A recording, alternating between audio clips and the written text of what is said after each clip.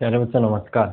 मेरा नाम महेश शर्मा और इस आज के लेक्चर में अपन करेंगे आपकी 12th फिजिक्स चैप्टर नंबर 10 के पीवाईक्यूज मतलब प्रीवियस ईयर क्वेश्चन जो भी लास्ट ईयर में आए हुए हैं बोर्ड एग्जाम 2013 से लेकर 2020 तक। तो अगर आप चैनल पर नए हो और अगर आप अपने चैनल को अभी तक सब्सक्राइब नहीं किया है तो चैनल को सब्सक्राइब करके बेल आइकन भी प्रेस कर लीजिए और अपने दोस्तों के साथ भी शेयर कीजिए, जिससे मेरे को भी थोड़ा मोटिवेशन मिलता है। अब कब कौन सा सवाल आया था वो मैंने यहाँ पर लिख रखा है। तो आपका काम क्या है, आपका काम है कॉपी और पेन साथ लेके बैठिए। सारे सवाल आपके सामने मैंने लिख रखे। इन सारे सवालों को आपको क्या करना है, जो सवाल आपको मतलब पहले सवाल आता है तो पॉज करके न्यूमेरिकल सोल्व कीजिए, डेरिवेशन खुद निकालिए, और नहीं आता है तो वीडियो आप देख लेना। और सारे सवाल आते हैं तो कोई देखने की जरूरत वैसे है नहीं। क्या बात समझ आ गई मैंने जो बोला? तो देखिए 2020 मैंने यहाँ लिख रखा है, 2020 से लेके 2013 तक कौन सा सवाल आया है। यहाँ पे एक सवाल मैंने लिखा नहीं है, वो मैं बाद में बोल दूंगा 2013 के अंदर, क्योंकि स्पेस की प्रॉब्लम थी, बोर्ड में पूरा आ नहीं पाए। तो देखिए बोर्ड एग्जाम 2020 में मैं बोल रहा हूँ, पहले मैं सारे सवाल आपको पढ़ के सुनाऊंगा और उसके बाद हम सभी सवालों को ईयर वाइज सोल्व करेंगे। तरीका मैंने बता दिया कि न्यूमेरिकल है तो पहले पॉज करके पढ़ के सोल्व करना है, और नहीं आता है तो फिर आगे सॉल्यूशन देखना। डेरिवेशन है तो पहले निकालना है और नहीं आता तो आगे फिर देख लेना है। इसका मैंने रिवीजन भी करवा दिया है, तो आपने रिवीजन वीडियो देख लिया होगा। ठीक है, तो स्टार्ट करें। बोर्ड एग्जाम 2020 का सवाल नंबर 1 दे रखा है, दिए गए चित्र में अनुनादी अवस्था को दर्शाने वाला बिंदु लिखिए। तो यहाँ पे वैसे आर है। ठीक है, सिंपल 1 नंबर का सवाल था, हो गया। क्वेश्चन नंबर 2 आप बोल रखा है, एक कुंडली का 50 हर्ट्ज आवृत्ति पर शक्ति गुणांक 0.707 है। यदि आवृत्ति दुगुनी कर दे तो कुंडली का शक्ति गुणांक ज्ञात कीजिए। देखिए इस बार के लिए बोर्ड एग्जाम 2021 में शक्ति गुणांक सिलेबस में नहीं है। अगर आपके सवाल में सोल्व कराऊंगा, देखना और देख लेना, नहीं देखना तो छोड़ देना। ठीक है, शक्ति गुणांक, क्योंकि शक्ति गुणांक बोर्ड के सिलेबस में इस बार हटा रखा है, पावर फैक्टर को हटा रखा है। अगला इसमें सवाल था जो सवाल नंबर 3 बोला है, और के अंदर ये सवाल बोल रखा है, न्यूमेरिकल है। एक प्रत्यावर्ती धारा परिपथ में वोल्टता V बराबर 50 साइन 314 t वोल्ट तथा धारा I बराबर साइन ब्रैकेट में 314 t यानी 314 t प्लस π/4 एम्पियर है। फुल स्टॉप ज्ञात कीजिए। नंबर 1 वाटहीन धारा और नंबर 2 वर्ग माध्यम मूल वोल्टता। तो इस बार भी देखिए वाटहीन धारा सिलेबस से हटा रखी है। ठीक है, लेकिन न्यूमेरिकल आपको कर लेना चाहिए, क्योंकि यहाँ प्रत्यावर्ती ये तो पूछा है, वर्ग माध्यम मूल वोल्टता तो यहाँ पे पूछा ही है। चलिए बोर्ड एग्जाम 2019 में आते हैं, तो 2019 में सवाल पूछा गया, प्रत्यावर्ती धारा के वर्ग माध्यम मूल मान यानी VRMS मान एवं शिखर मान में संबंध लिखिए। ये सवाल नंबर 1 था। सवाल नंबर 2 यहाँ पे, किसी LCR प्रत्यावर्ती परिपथ में R बराबर 10 ओम, XL बराबर 100 ओम एवं XC बराबर 100 ओम 100 ओम है, तो फुल स्टॉप परिपथ की प्रतिबाधा का मान ज्ञात कीजिए। सवाल नंबर 3 यहाँ पे है, प्रत्यावर्ती वोल्टता स्रोत से जुड़े एक श्रेणी RLC परिपथ के लिए सदिश चित्र फेजर चित्र बनाते हुए परिपथ की प्रतिबाधा का व्यंजक प्राप्त कीजिए। डेरिवेशन था। ठीक है, और जो बड़ा सवाल होता है वो चैप्टर नंबर 9 और 10 में और में से वैसे आता है। तो जैसे और का इसके और में चैप्टर 9 से सवाल था। आगे आते हैं बोर्ड एग्जाम 2018 में सवाल नंबर 1 यहाँ बोला है, प्रत्यावर्ती धारा को शिखर मान से 0 तक पहुंचने में लगा समय ज्ञात कीजिए। फुल स्टॉप प्रत्यावर्ती धारा की आवृत्ति 50 हर्ट्ज है। न्यूमेरिकल सिंपल 1 नंबर का छोटा सवाल था। 2018 का दूसरा सवाल यहाँ पे दे रखा है, डिश धारा की तुलना में प्रत्यावर्ती धारा की एक विशेषता एवं एक दोष लिखिए। और इसी के साथ सवाल और अटैच में, शुद्ध प्रेरकत्व युक्त प्रत्यावर्ती धारा परिपथ में निम्नलिखित, क्या है निम्नलिखित, यहाँ पे है निम्नलिखित के लिए व्यंजक प्राप्त कीजिए। नंबर 1 धारा का ताक्षणिक मान, नंबर 2 परिपथ का प्रतिघात, नंबर 3 धारा का शिखर मान। फिर आगे बोला है शुद्ध प्रेरकत्व परिपथ के लिए शक्ति आरेख बनाइए। आपको इन पावर डायग्राम शक्ति आरेख भी बनाना था।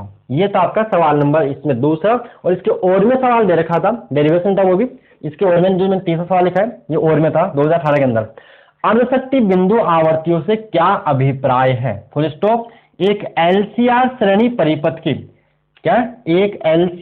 परिपथ के लिए बैंड चौड़ाई ज्ञात करने का व्यंजक प्राप्त कीजिए, फुल स्टॉप।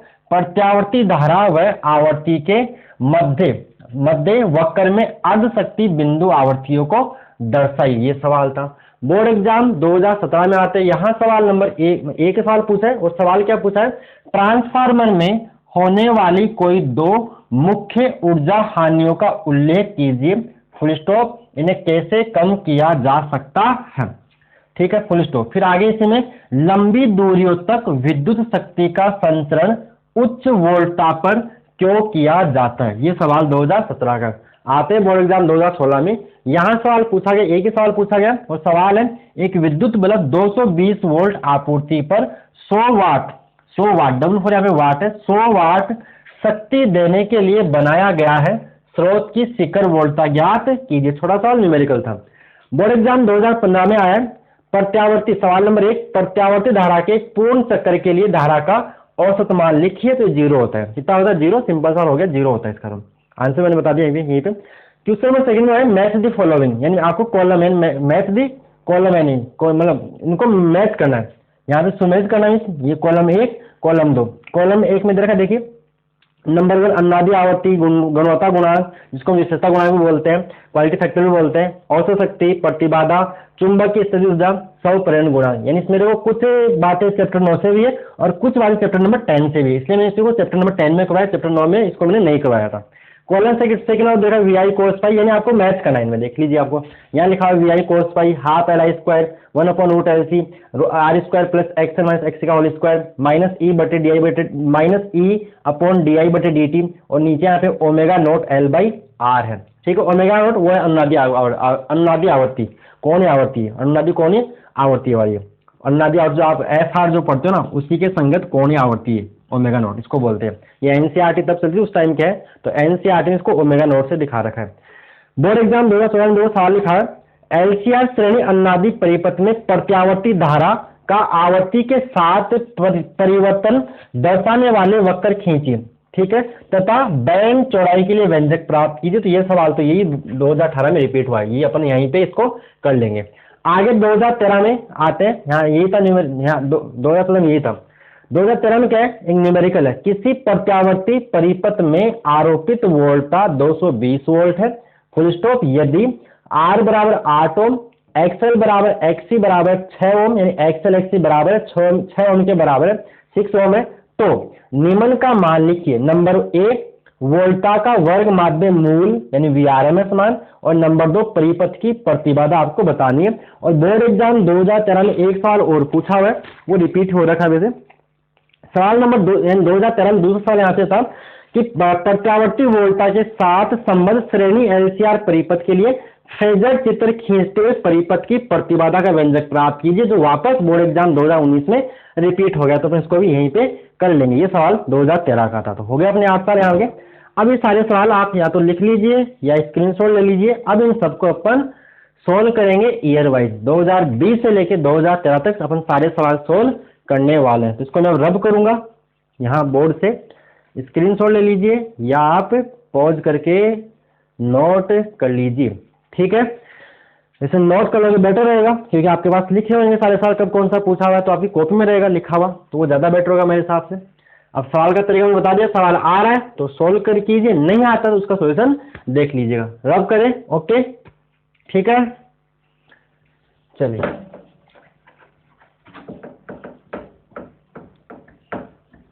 अगर आप ये सारे सवाल कर लेते हो तो इस बोर्ड में से आपको 1-2 सवाल आपको इस बार भी मिल जाएंगे, जैसे बैंड चौड़ाई का डेरिवेशन है, या फेजर जो आपका आरएलसी परिपथ की प्रतिबाधा का डेरिवेशन है, ये आपके बोर्ड के लिए इंपॉर्टेंट भी आते रहते हैं, तो वो कर ही लेने हैं। और छोटे मोटे न्यूमेरिकल भी है।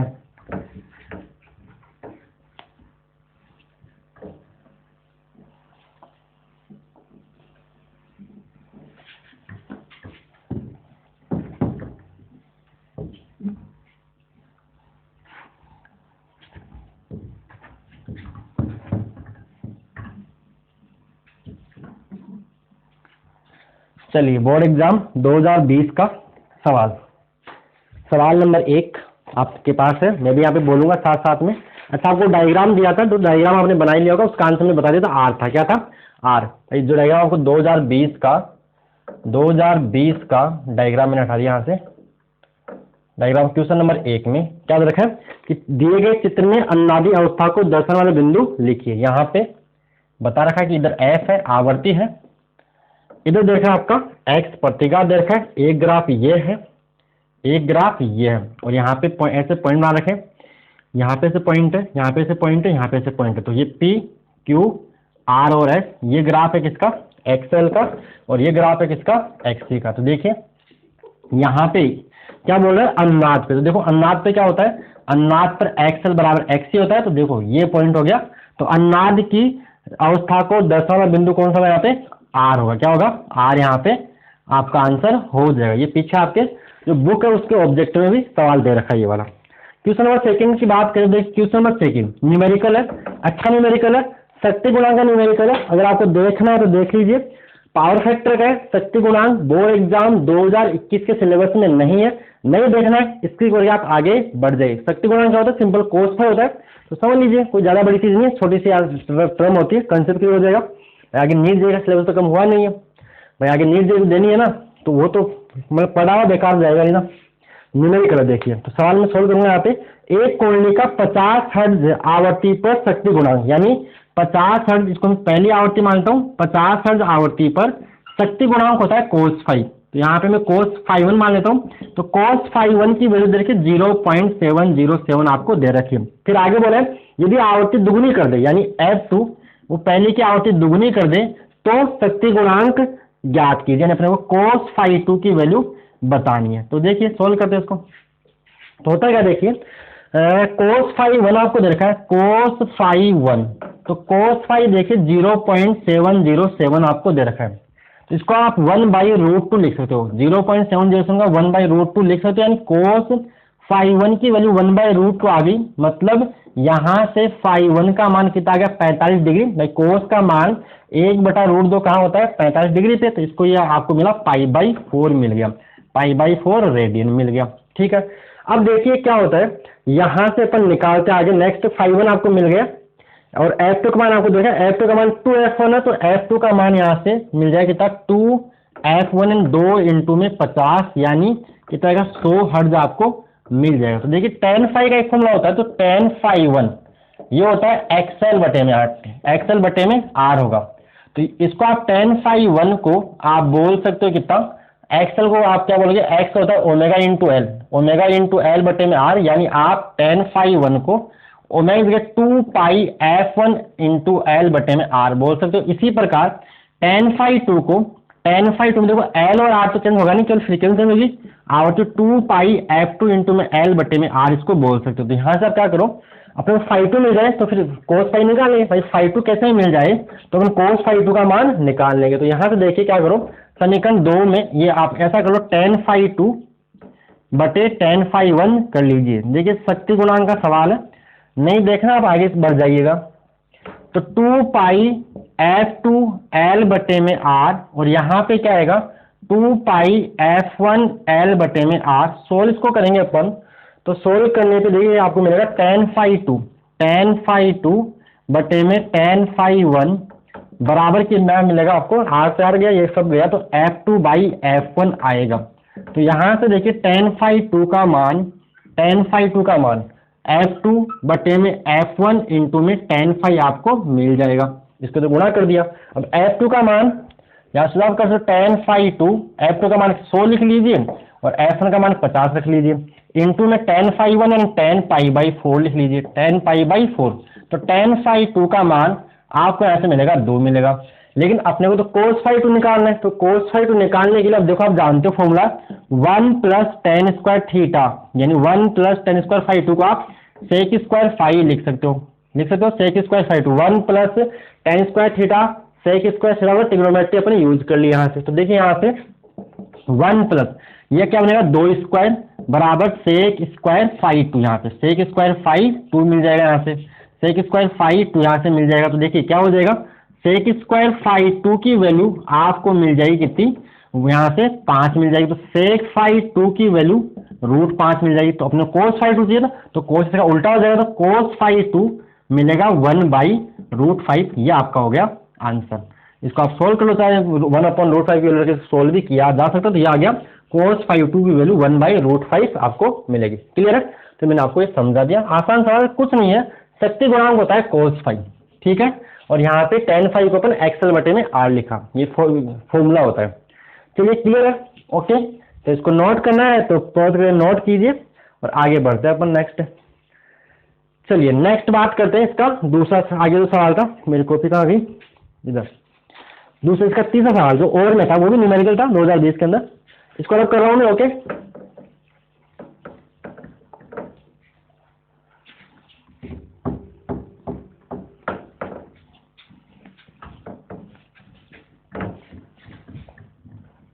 चलिए तीसरा सवाल यहाँ पे दे रखा है 2020 का ही, मतलब सवाल क्या है, एक प्रत्यावर्त धारा परिपथ में वोल्ट था, यानी वोल्टेज का समीकरण आपको दे रखा है कितना, 50 साइन 314t वोल्ट, 300 वोल्ट, और करंट का समीकरण दे रखा है आपको 10 साइन ब्रैकेट में 314t प्लस में यहाँ π/4 दे रखा है एम्पियर के अंदर।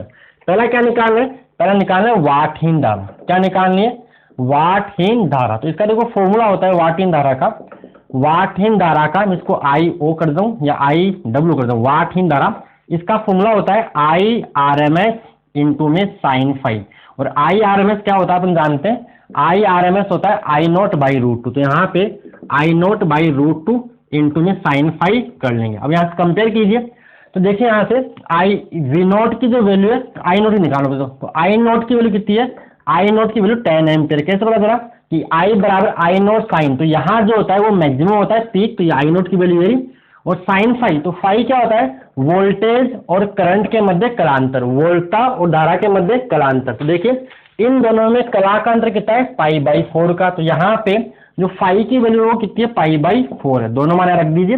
I0 का मान कितना है, 10/√2, और यहाँ पे साइन π/4 आएगा, साइन π/4 यानी साइन 45 डिग्री, और साइन 45 का मान कितना होता है, 1/√2।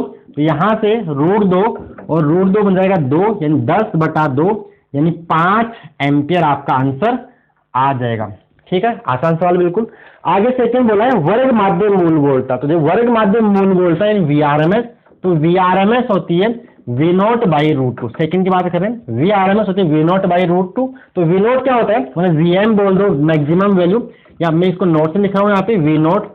तो V0 होगा, देखिए यहाँ पे ये रहा वोल्टेज समीकरण, जो साइन के आगे यहाँ लिखा होता है ना, ये होती है मैक्सिमम वैल्यू, पीक वैल्यू। तो यहाँ V0 का मान कितना है, V0 का मान कितना है, 50 है, तो 50/√2, नीचे √2 उठाना है तो इसका परिमेयकरण कर दीजिए, ऊपर नीचे आप इसको √2 से गुणा कर दीजिए, √2 इंटू में √2, तो नीचे आएगा 50/2 और यहाँ पे √2, यानी कितना आंसर आएगा, VRMS आपको मिल जाएगा। VRMS क्या मिलेगा, 25√2 वोल्ट आपका आंसर मिल जाएगा, 25 वोल्ट आपका आंसर मिल जाएगा। VRMS V0/√2, तो V0 है 50 है। ठीक है, कोई डाउट मेरे हिसाब से नहीं है, यानी 25√2, चाहो तो √2 का मान रखे सोल्व कर सकते, और वैसे ज्यादा दिक्कत है नहीं, 25√2 भी आपका सही आंसर। लेकिन मात्रक आगे जरूर लिखना, जहां भी है एम्पियर है या वोल्टेज, तो मात्रक लिखना जरूरी होता है, तो आप नोट कीजिए इसको। आगे आते हैं बोर्ड एग्जाम 2019 में। क्लियर यहाँ तक? चलिए बोर्ड एग्जाम 2019 का सवाल, जब मैंने आपको पहले बता दिया, तो 2019 का सवाल नंबर 1 में मार्कर चेंज कर लेता हूं, 1 मिनट। देखिए सवाल क्या है यहाँ पे, 2019 में बोला प्रत्यावर्त धारा के वर्ग माध्य मूल यानी RMS मान एवं शिखर मान में संबंध लिखिए। तो IRMS यहाँ पूछा है, तो IRMS होता है I0/√2। यहाँ सवाल ये पूछ सकता था कि प्रत्यावर्ती वोल्टता के वर्ग माध्य मूल मान व शिखर मान में संबंध लिखिए, तो वो VRMS/V0/√2 आता है। बस यहाँ अपना आंसर हो गया, बस खत्म, इतना ही करना था आपको। तो ये क्वेश्चन नंबर 1 2019 का। अगला सवाल पूछा है किसी LCR परिपथ में, प्रत्यावर्ती परिपथ में R का मान आपको दे रखा है, R का मान दे रखा है 10 ओम दे रखा है, और XL का मान भी, XL का मान 100 ओम दे रखा है, और XC का मान भी आपको 100 ओम दे रखा है, 100 ओम दे रखा है। तो पूछा क्या है, तो परिपथ की प्रतिबाधा का मान लिखिए। तो देखिए प्रतिबाधा क्या होती है, RLC परिपथ की या LCR परिपथ की प्रतिबाधा।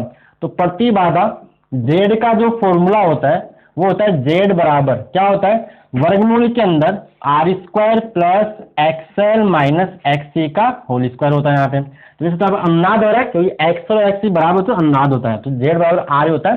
फिर भी सोल्व कर लीजिए तो आर क्या आएगा, आर स्क्वायर कितना करोगे 10 स्क्वायर प्लस 100 माइनस 100 का स्क्वायर करोगे तो ये तो कट गया 0, 10 का वर्ग क्या 10 का वर्गमूल, तो जेड का मान कितना मिल जाएगा 10 ओम ही मिल जाएगा। और वैसे भी जब आपको पता है एक्सएल और एक्ससी बराबर होते हैं तो परिपथ की जो प्रतिबाधा है वो प्रतिरोध के बराबर ही होती है। तो ये आपका जेड का मान 10 ओम आपको मिला आंसर। ये हो गया आपका आंसर। एक एक नंबर के सवाल होते हैं।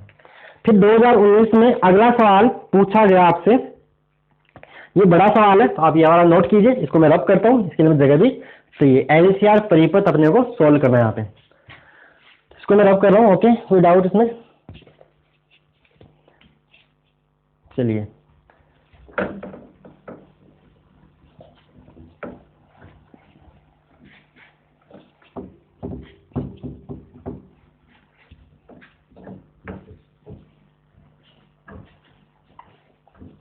हाँ, तो देखिए बोर्ड एग्जाम 2019 का 30 साल क्या बोला है, प्रत्यावर्ती वोल्टा स्रोत से जुड़े एक श्रेणी आरएलसी परिपथ के लिए सदृश चित्र फेजर चित्र बनाते हुए परिपथ की प्रतिबाधा का व्यंजक प्राप्त कीजिए। यानी अपने को करना है यहाँ पे एलसीआर परिपथ। तो देखिए क्या होगा, इसमें आर होगा, सी होगा और एल होगा। तो देखिए अपन क्या करते हैं यहाँ पे, ये अपन आर बना लेते हैं, आर यानी रेजिस्टेंस प्रतिरोध, यहाँ क्या बना लेते हैं सी बना लेते हैं, और यहाँ क्या बना लेते हैं एल इंडक्टर बना लेते हैं। और इसको किसी प्रत्यावर्ती वोल्टा स्रोत से इसने समीकरण में दिया, प्रत्यावर्ती वोल्टा स्रोत से इसने जोड़ रखा है। तो प्रत्यावर्ती वोल्टेज का समीकरण अपन क्या मान लेते हैं, वो समीकरण अपन मान लेते हैं, ये इसका साइन होता है, ये प्रत्यावर्ती वोल्टा का संकेत होता है। ऐसा ही क्यों बनाते हैं, क्योंकि आपको पता है इसका ग्राफ ये होता है, साइन का ग्राफ कैसा होता है, तो इसको ग्राफ को अपन यहाँ अंदर दिखा देते हैं, इसका संकेत होता है। इसका संकेत अपन V बराबर V0 साइन ओमेगा टी मान लेते हैं, और बुक में आपकी में V0 की जगह m लिखता है तो उससे कोई फर्क पड़ता नहीं है। इसको इसको जोड़ दिया ऐसे। अब देखिए इसमें मानते हैं किसी टाइम पर जो करंट है, करंट का मान I बराबर I0 साइन ओमेगा टी मान लेते हैं।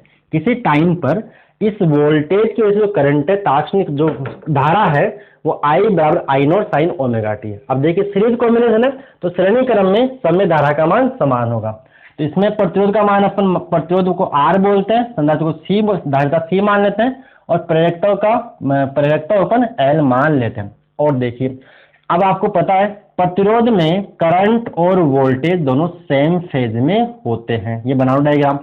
कैपेसिटर के अंदर क्या होता है, जो करंट है वो वोल्टेज से आगे होता है 90 डिग्री, और इसमें क्या होता है, इसमें ये होता है कि इसमें जो वोल्टेज है वो करंट से 90 डिग्री आगे होता है। क्लियर इतनी बात है। शॉर्ट में सारी बातें डायग्राम दिखा दूं बेटर रहेगा, क्योंकि अपने आप सारा काम इससे हो जाएगा। प्रेरकता में वोल्टेज करंट से आगे होता है, यानी वोल्टा धारा से आगे होती है कितना 90 डिग्री। इसको याद भी कर लीजिए, आईपीएल इंडक्टर में पोटेंशियल लीड करता है, और कैपेसिटर में करंट आगे होता है 90 डिग्री किससे, वोल्टेज में से। तो इसको आप CCL से याद कर सकते हो। कैपेसिटर में करंट लीड करता है, लीड करना मतलब आगे चलता है, करंट लीड करता है यहाँ पे। अब इस प्रतिरोध के सिरों पर इनको जोड़ रखा है, इसके सिरे यहाँ पे, इसके सिरे यहाँ पे ऐसे।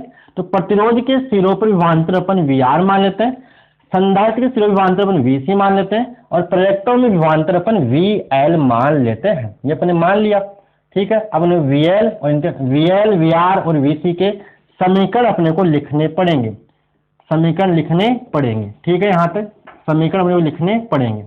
अब देखिए थोड़ी कैसे हो रही कि जब प्रत्यावर्ती वोल्टा स्रोत V बराबर V0 साइन ओमेगा टी के श्रेणी क्रम में प्रतिरोध धारिता प्रतिरोध संधारित्र व प्रेरकता जुड़े हो तो ये एलसीआर श्रेणी परिपथ कहलाता है। फिर हो गए, माना किसी समय प्रत्यावर्ती वोल्टा का समीकरण V बराबर V0 साइन ओमेगा टी है, वह इससे किसी समय तात्क्षणिक धारा I बराबर I0 साइन ओमेगा टी है। इतनी बार लिखने के बाद अब लिखोगे नंबर 1। नंबर 1 में क्या होता है देखिए, लिखोगे यहाँ पे प्रतिरोध में वोल्टा व धारा समान कला में होती है। प्रतिरोध में वोल्टा व धारा समान कला में होती है, तो क्या आएगा यहाँ से लिखोगे, अतः VR बराबर, अतः क्या लिखोगे, प्रतिरोध में वोल्टा और धारा समान कला में होती है, अतः प्रतिरोध के सिरों पर विभवांतर वी आर बराबर लिखेंगे इसको V naught R sine omega T. इसको समीकरण नंबर 1 अपन बोल देंगे, ठीक है।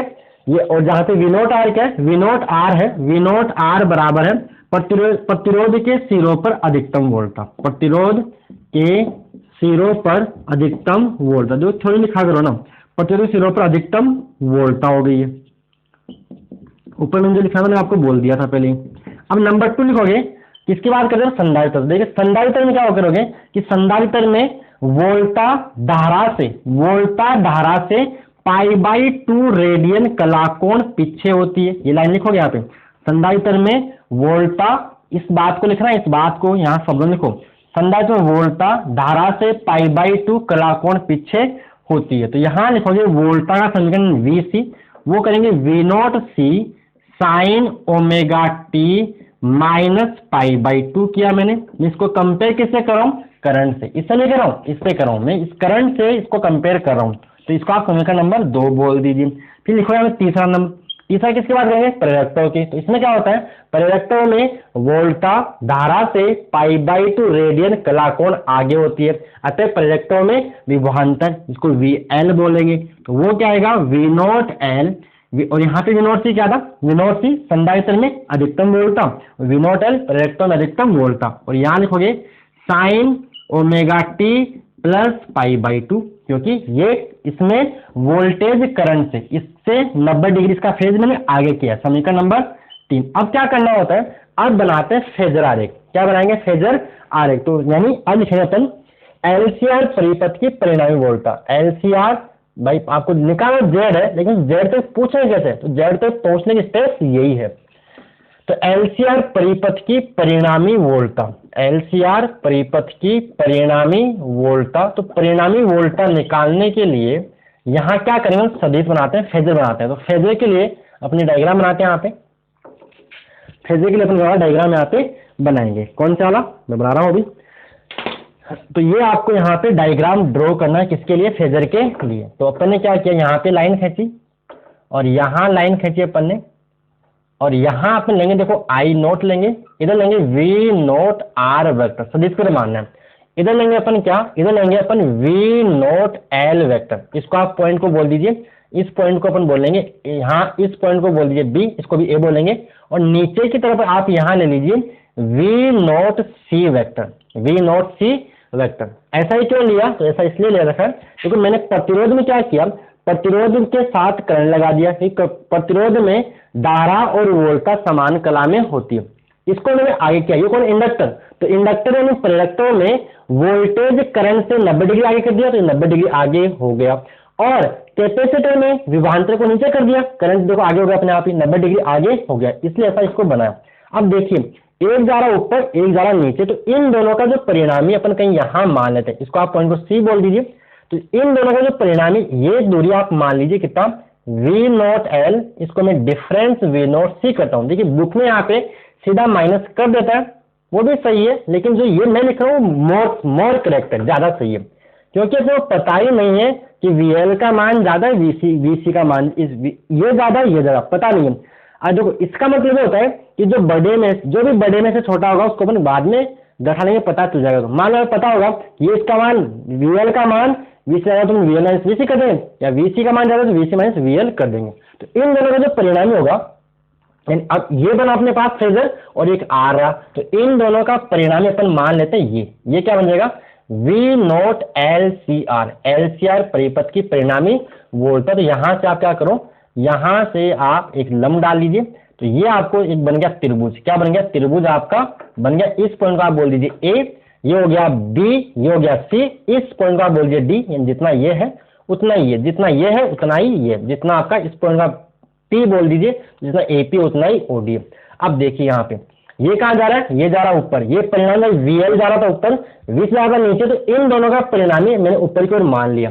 अब तो आप यहाँ पे अब लगाना आपको सदिश योग का त्रिभुज लगाना है। तो क्या करोगे, सदिश योग के त्रिभुज नियम से। तो क्या करना है, सिंपल लिखना है, सदिश योग के त्रिभुज नियम से, कुछ नहीं करना है, सीधा यहाँ करोगे OP वेक्टर, यानी इसको अपन सदिश मान के सोल्व कर रहे हैं। तो ये क्या होगा, ये बराबर होगा OA vector OA vector plus क्या आएगा AP वेक्टर। कैसे लिखा मैंने कि यदि दो सदिशों को परिणाम दिशा में त्रिभुज की दो क्रमागत भुजाओं द्वारा व्यक्त करें तो तीसरी भुजा विपरीत क्रम में उसके परिणामी को व्यक्त करती है। तो देखिए उल्टा, ये जा रहा है ऐसे, ये जा रहा है ऐसे, दोनों एंटी क्लॉकवाइज और OP हो गया क्लॉकवाइज। ये आपका जो OP है वो OA और AP के अपोजिट है, मतलब ये बराबर ये करना है आपको, ये बराबर इन दोनों का योग करना है। ठीक है, अब देखिए यहाँ से OP वेक्टर मतलब क्या हो गया, OP वेक्टर का मतलब है V not L C R vector.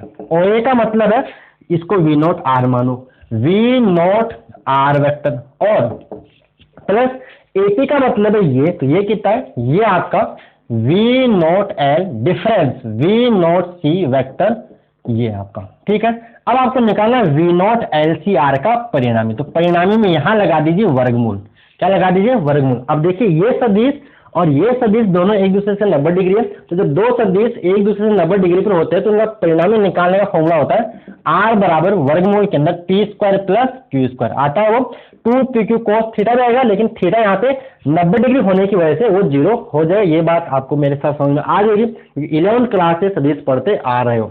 या कुछ नहीं आ रहा तो लगा दो पाइथागोरस प्रमेय, OP स्क्वायर बराबर OA square plus AP square, कर्ण स्क्वायर बराबर आधा स्क्वायर प्लस लंब स्क्वायर से भी इसको ऐसा भी सोल्व कर सकते हो, वो भी एक ही बात है। तो यहाँ क्या लिखोगे, V नॉट R का स्क्वायर। अब अपन परिणाम की बात करें तो वेक्टर को हटा देंगे, सदिश को हटा देंगे, और यहाँ आएगा V not L difference V not C का स्क्वायर यहाँ पे करना, पूरा करना, अलग इसका अलग मत करना।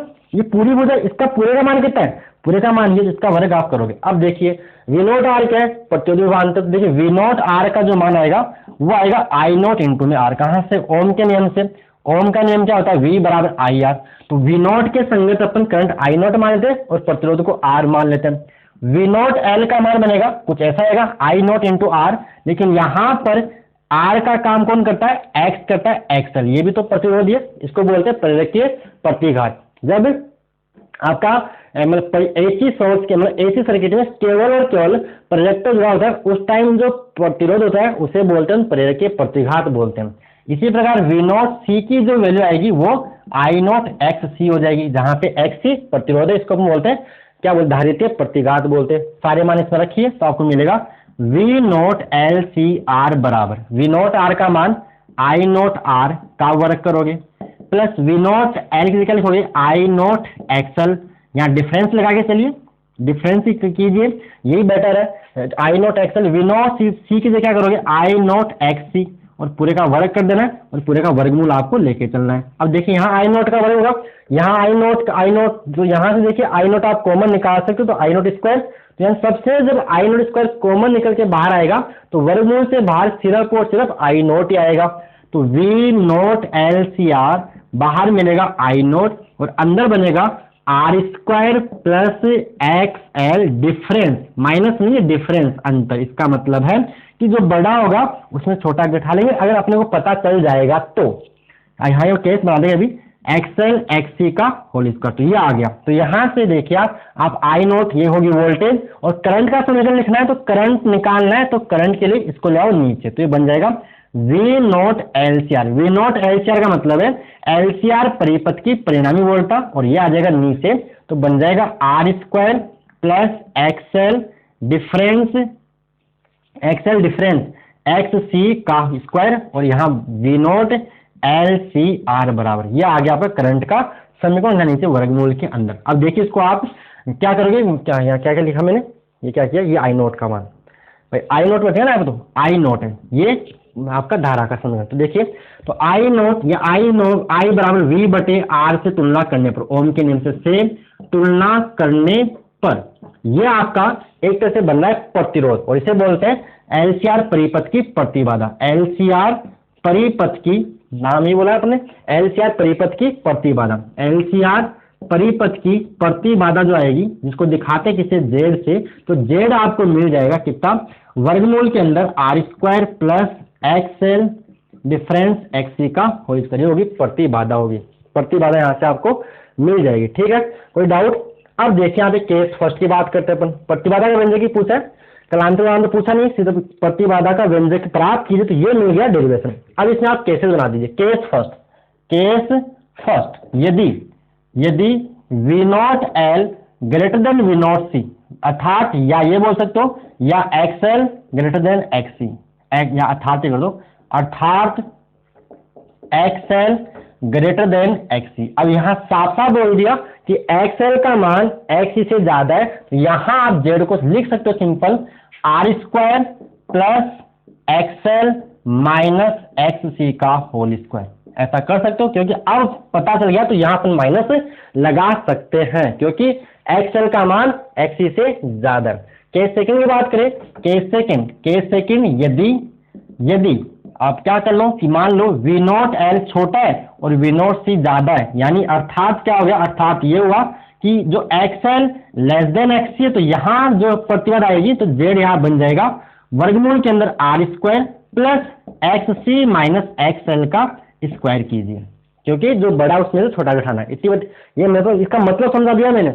बुक में देखो सीधा माइनस करता है, वो भी सही है, कोई दिक्कत वाली बात नहीं, लेकिन ये वो सही है तो ये और सही, ये मोर करेक्ट है। फिर कैसे बना दिए और फिर लिखिए तो ये एक अच्छा इंप्रेशन क्रिएट होता है इसका। फिर केस थर्ड की बात करते हैं तो केस थर्ड यहाँ पे आएगा यदि एक्सएल बराबर एक्सी, दोनों बराबर हो जाए मान लीजिए, इससे ज्यादा क्या हो गया बराबर है, बड़ा छोटा है, या तीसरा केस चौथा केस बना सकते हो, तो चौथा केस तो क्या बनेगा, ये बनेगा तीन ही। तो एक्स बराबर एक्सी, तो इस टाइम जेड क्या आएगा, इस टाइम जेड आपका बन जाएगा वर्गमूल के अंदर आर स्क्वायर प्लस एक्सएल, और यहाँ दोनों बराबर है तो यहाँ पे आप एक्सी की जगह भी एक्सएल ही बोल सकते हो, या दोनों बराबर तो सीधा कट जाएगा, तो ये आपको जेड बराबर इस टाइम यहाँ मिलेगा आर, और ये होगा जेड मिनिमम होगा, ये आपका जेड मिनिमम होगा वो आर के बराबर होता है, और ये परिपथ की इस टाइम आपका जो परिपथ होता है वो अनुनादी परिपथ होता है। इतनी बातें पूछिए, केवल डेरिवेशन पूछा था, प्रतिबाधा का सारी बातें आगे और फेजर वगैरह नहीं पूछे, और भी सब होता है, सारी चीजें होती है, मैंने सारी नहीं करवाई, जितना सवाल में पूछा है उतना ही आंसर देना है, ठीक है। ज्यादा तो अच्छी बात है, लेकिन फिर टाइम भी देखना है, 3.25 घंटे ही मिलते हैं, उसके पेपर भी पूरा करना होगा। तो ये आपको सदिश आरेख इसके बराबर में अपन चाहे तो प्रतिबाधा आरेख भी बना सकते हैं, जिससे अपन कलांतर tan फाई बराबर एक्सएल डिफरेंस एक्सी बटे में आर भी निकाल सकते थे, लेकिन पूछा नहीं था तो मैंने यहाँ पे नहीं करवाया, वो केवल प्रतिबाधा पूछा है तो मैंने प्रतिबाधा का व्यंजक ही डेरिवेशन में आपको करवाया। आई होप आपको समझ में आया है, मैंने अच्छी तरह से पूरा समझा दिया है, ठीक है। सवाल रिपीट होता है, आने के चांसेस बोर्ड में पूरे होते हैं, ये वाला डेरिवेशन, तो आप इसको ढंग से करना, बिल्कुल आसान है, कुछ नहीं है, इसका मतलब मैंने समझा, डिफरेंस का मतलब भी आपको समझा दिया है, ठीक है। चलिए आते बोर्ड एग्जाम 2018 के अंदर, क्लियर, सही चल रहा है मामला, ओके। तो बोर्ड एग्जाम 2018 इसको रब कर रहा हूँ, कुछ नोट करना तो आराम से इसको नोट कर लीजिए। देखो थोड़ी की बातें थी, मैंने आप बोली थी, लिखी नहीं थी, तो आपको लिखना पड़ेगा। बोर्ड एग्जाम 2018 में आ जाते हैं अपन, उसके बाद तो आसान आसान सवाल है।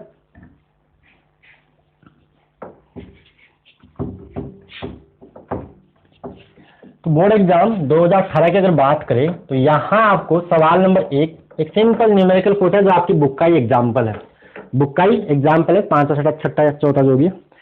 आगे देखिए, प्रत्यावर्त धारा को शिखर मान से शून्य तक पहुंचने में लगा समय ज्ञात कीजिए यदि प्रत्यावर्त धारा की आवृत्ति 50 हर्ट्ज है, यानी आपको फ्रीक्वेंसी का मान रखा है 50 हर्ट्ज रखा। तो देखिए शिखर मान, अगर ग्राफ है वो समझाओ मैं, तो ये होता है, ये ग्राफ होता है, तो ये होता है शिखर मान, यहाँ पे होता है t/4, यहाँ पे होता है कितना t/2 होता है। तो यहाँ से यहाँ पहुंचने में टाइम कितना होगा, यहाँ से यहाँ पहुंचने में यहाँ टाइम है t/4, यहाँ टाइम है t/2, टाइम होगा t/2 माइनस t/4, तो ये t/4 टाइम ही आएगा। तो टाइम कितना लगेगा, टाइम लगेगा स्मॉल t बराबर t/4, यानी आवर्त काल का 1/4 टाइम यहाँ से लगेगा। अब आवर्ती क्या होती है, तो आवर्ती होती है 1/t, तो आप t को 1/f लिख सकते हो। आवर्ती और आवर्त काल दोनों एक दूसरे के उल्टे होते हैं, ठीक है। तो यहां से फॉर्मूला बन जाएगा t की जगह 1/f, यानी 1/4f आप इसको बोल सकते हो। अब आपको f की वैल्यू दे रखी है, फ्रीक्वेंसी की वैल्यू दे रखी है, इसीलिए मैंने इसको टाइम को आवर्ती के रूप में चेंज कर दिया। तो यहाँ पे 4 इंटू में 50 आएगा, तो क्या आएगा 1/4, 50 इंटू 4 200 हो जाएगा, तो 200 यानी 1/2 होता है 0.5, यानी आएगा सोल्व करने में 0. कितना आएगा 0.005 सेकंड आएगा, 0.005 सेकंड आपका आंसर, 0.005, यस 0.005 सेकंड आपका आंसर होगा, ठीक है। कोई डाउट, तो सिंपल सवाल था 1 नंबर का। आगे आते हैं बोर्ड एग्जाम, इसका क्वेश्चन नंबर सेकंड में डेरिवेशन भी है। तो यहाँ पे सवाल नंबर 2 में देखो थोड़ा थ्योरी है और थ्योरी के साथ डेरिवेशन है। तो देखिए पहले थ्योरी में आपको बोलता हूँ। थ्योरी क्या है कि जिस धारा की तुलना में प्रत्यावर्ती धारा की एक विशेषता और एक दोष लिखिए। तो विशेषता की बात करूं तो देखिए मैं 2 बोलूंगा, आप जो भी एक लिखनी है कि बोर्ड एग्जाम में। पहले अपन बोलते हैं अपन प्रत्यावर्ती धारा को डिस्ट कार्य की सहायता से डिस्ट धारा में परिवर्तित कर सकते हैं। ये पहला इसका फायदा होता है ना, एसी को आप डीसी में चेंज कर सकते, एसी को डीसी में चेंज करना आसान होता है। ठीक है, लिखना क्या है, मतलब एक प्रत्यावर्ती धारा को डिस्ट कार्य की सहायता से डिस्ट धारा में परिवर्तित किया जा सकता है। या और लिखो तो कि क्या करोगे, मतलब प्रत्यावर्ती धारा को, मतलब प्रत्यावर्ती धारा को अपन क्या कर सकते हैं, मतलब ट्रांसफॉर्मर द्वारा परिवर्तित, मतलब बहुत दूर तक इसको भेज सकते हैं, बहुत दूर तक इसको अपन क्या करेंगे, भेज सकते हैं उच्च वोल्टता और निम्न धारा पर। यानी एसी को अपन उच्च वोल्टता और निम्न धारा पर बहुत अधिक यानी बहुत कम शक्ति आने पर अधिक दूरी तक संचारित कर सकते हैं। हाई वोल्टेज पर पावर लॉस कम होता है। ये इसका जो भी आपको अच्छा लगे एक आप आंसर अपने हिसाब से लिख लेना। ये हो गया इसका क्या होगी विशेषता। और दोष क्या होता है, दोष ये होता है इसका जो झटका होता है वो ज्यादा लगता है। कि देखिए अगर आपके पास मान लो 220 वोल्ट डीसी है और 220 वोल्ट एसी है, तो ये खतरनाक कौन सी है, एसी ज्यादा खतरनाक होती है, एसी ज्यादा खतरनाक होती है। तो क्या लिखोगे कि किसी मान की मतलब प्रत्यावर्ती वोल्टता डिस्ट धारा की, प्रत्यावर्ती धारा डिस्ट धारा की तुलना में अधिक खतरनाक होती है क्योंकि इसका शिखर मान वर्ग माध्य मूल मान का √2 गुना होता है। ये इसका दूसरा इसका दोष आप ये लिख देना आपको। ठीक है, समझ में आया। थ्योरी का सवाल था, लिखना है आपको और याद करना है तभी लिख पाओगे। थ्योरी आपको जो याद होनी चाहिए, डेरिवेशन कंसेप्ट सीखने में समझ में आ रहा है, लेकिन थ्योरी तो आपको जितनी याद होगी उतना ही काम में आपके आएगी। तो इसका दोष मैंने बता दिया और लाभ मैंने आपको बता दिया है। चलिए आगे बढ़े। तो आगे करना आपने क्या, डेरिवेशन। इसी के साथ डेरिवेशन, तो डेरिवेशन करना पड़ेगा। इसको मैं रब करता हूँ और वो डेरिवेशन आराम से सोल्व करेंगे और आपको अच्छे से समझ में आएगा। डेरिवेशन तो ढंग से समझ में आएगा, ये मेरी गारंटी है। चलिए शक्ति आरेख ये बनाना पड़ेगा, सब बनाएंगे, सबका मान भी निकालेंगे। तो इसी के साथ सवाल क्या है, सवाल यह है कि शुद्ध प्रेरकता युक्त प्रत्यावर्ती धारा परिपथ में निम्नलिखित के व्यंजक प्राप्त कीजिए। शुद्ध प्रेरकता लगा रखा है, क्या लगा रखा है, शुद्ध प्रेरकता यानी प्योर इंडक्टिव सर्किट। तो आगे क्या करना, आपको डायग्राम बनाना है, प्रेरकता बनानी है, प्रेरकता कुंडली होगी। ठीक है, और इसको प्रत्यावर्ती वोल्टा स्रोत V बराबर V0 साइन ओमेगा टी से जोड़ दिया। यहाँ V बराबर V0 साइन ओमेगा टी से जोड़ दिया। इसका प्रेरकता अपन L मान लेते हैं और इसका विभवांतर अपन VL मान लेते हैं। क्या मान लेते हैं, VL मान लेते हैं। अब बस यहाँ तो कुछ बिल्कुल सिंपल है, कुछ करना ही नहीं आता। तो यहाँ जब अकेला ही हो तो अकेला हो तो जो यहाँ विभवांतर वही विभवांतर यहाँ करना है। लेकिन इसको लिखने का तरीका क्या होता है, इसको लिखने का तरीका होता है लूप चुनिए और किरचॉफ के द्वितीय नियम से, किरचॉफ के द्वितीय नियम से लिखोगे, किरचॉफ के द्वितीय नियम से क्या होता है, सिग्मा डेल वी बराबर 0। तो यहाँ करना है, देखिए सिग्मा डेल वी बराबर 0। तो यहाँ मान लीजिए किस टाइम पे ये प्लस है ये माइनस है और मान लो करंट एस जा रहा है तो यहाँ प्लस और यहाँ पे माइनस। तो यहाँ आएगा V माइनस VL बराबर 0। किरचॉफ का नियम लगाया, यहाँ पे प्लस, जानते ना सेल्स के सिरों पे अगर माइनस से प्लस में पूछे तो प्लस मानेंगे और प्रतिरोध में क्या, प्रतिरोध में अगर प्लस से माइनस में गए तो माइनस मानते हैं। सेम वही तरीका यहाँ पे लगाना है प्रेरकत्व के लिए। तो V बराबर आ जाएगा VL। अगर कुछ समझ में नहीं आ रहा है तो जो विभवांतर यहाँ है वही विभवांतर यहाँ कर देना है। ठीक है, V बराबर VL। अब V का मान तो पता है, VL का मान पता नहीं है। तो VL क्या, प्रेरकत्व में विभवांतर है और प्रेरकत्व में विभवांतर निकालना अपन चैप्टर 9 में सीख के आए।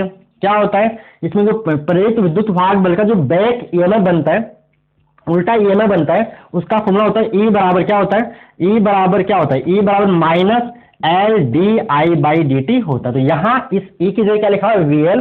तो VL देखो, V का मान तो कितना है, V का मान तो है V0 साइन ओमेगा टी और VL का मान आएगा माइनस LdI/dt। लेकिन यहाँ अपन केवल मोड की बात करें, परिणाम की बात करेंगे। तो VL आपको मिलने वाला है यहाँ से मोड ऑफ VL। परिणाम की बात करें तो आएगा आपका मोड ऑफ माइनस LdI में dt। तो VL को सिंपल आपको LdI/dt करना। केवल अपन यहाँ पर मैग्नीट्यूड परिणाम की बात कर रहे हैं। क्लियर यहाँ तक, तो आपको मिलेगा यहाँ से, बस रख दीजिए इसमें V बराबर VL। तो यहाँ में लिखा हूँ, इसके बाद या VL बराबर V कर दीजिए, की बात है VL बराबर V, तो VL का मान, या ऐसा कर लो V बराबर VL, तो V का मान तो कितना है V not sine omega T है, और VL का मान कितना है L DI बाई डी। अपने ऐसा ही क्यों किया, क्योंकि अपने पास वोल्टेज और करंट का समीकरण अपने को बनाना, तो यहां से इस DI को करंट को बनाओ सब्जेक्ट, तो यहां से ये बनेगा V not sine omega T, यहां आएगा DT, और बटे में क्या जाएगा L जाएगा, बराबर क्या बचेगा DI बचेगा, उस DI को मैं यहां लिखता हूं। अब क्या करना है आपको, DI से I निकालना है, DI से क्या निकालना है I, तो DI से I निकालने के लिए क्या करोगे, अवकलन की समाकलन, तो बिल्कुल समाकलन करेंगे, क्या करेंगे समाकलन कर लेंगे, तो समाकलन कर लेते हैं।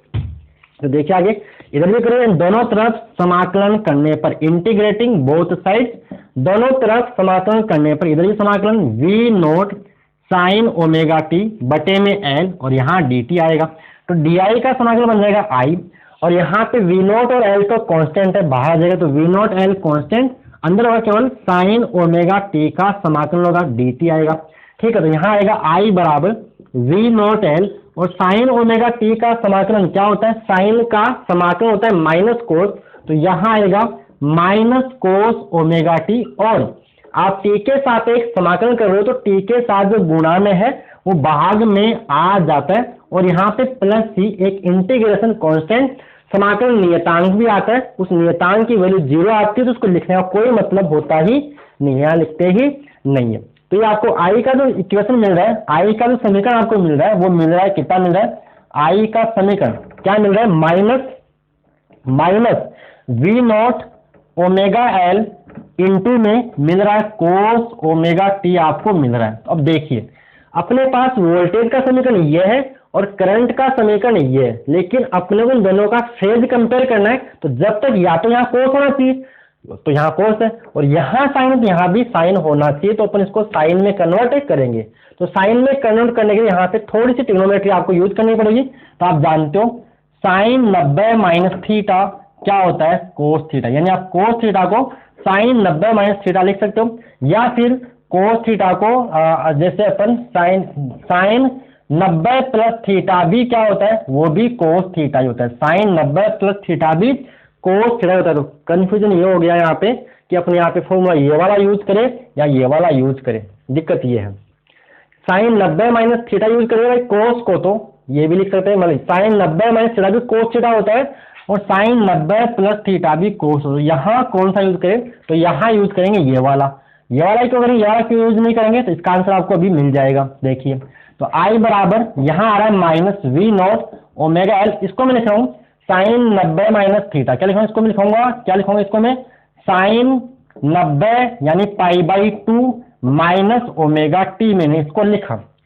ठीक है, अब देखिए एक फॉर्मूला होता है साइन माइनस थीटा होता है माइनस साइन थीटा, इन माइनस साइन थीटा को साइन माइनस थीटा लिख सकते हैं, यानी इस माइनस को अंदर भेजेंगे तो इनका चिन्ह चेंज हो जाएगा। तो आई बराबर V naught omega L, V naught omega L, और ये बनेगा साइन, जब माइनस अंदर जाएगा ये बन जाएगा प्लस और ये बन जाएगा माइनस, बस यही आंसर छुपा हुआ। इसको अपन यूज अपन ने क्यों नहीं किया, क्योंकि अपने को हमेशा ओमेगा टी को पॉजिटिव रखना होता है, हमेशा ओमेगा टी को। जब भी कंफ्यूजन हो तो तरीका कौन सा बनाए, दो फॉर्मूला आगे जैसे आपका शुद्ध धारिता परिभाषा वहां भी कंफ्यूजन होता है इसमें, तो कंसेप्ट क्या है कि हमेशा आपको ओमेगा टी को पॉजिटिव बना के रखना है, तो ये फॉर्मूला अपने आप ही लग जाएगा। समझ आ गया कि ओमेगा टी को हमेशा क्या करना होता है, पॉजिटिव रखना होता है, बस ये आपको मिल गया।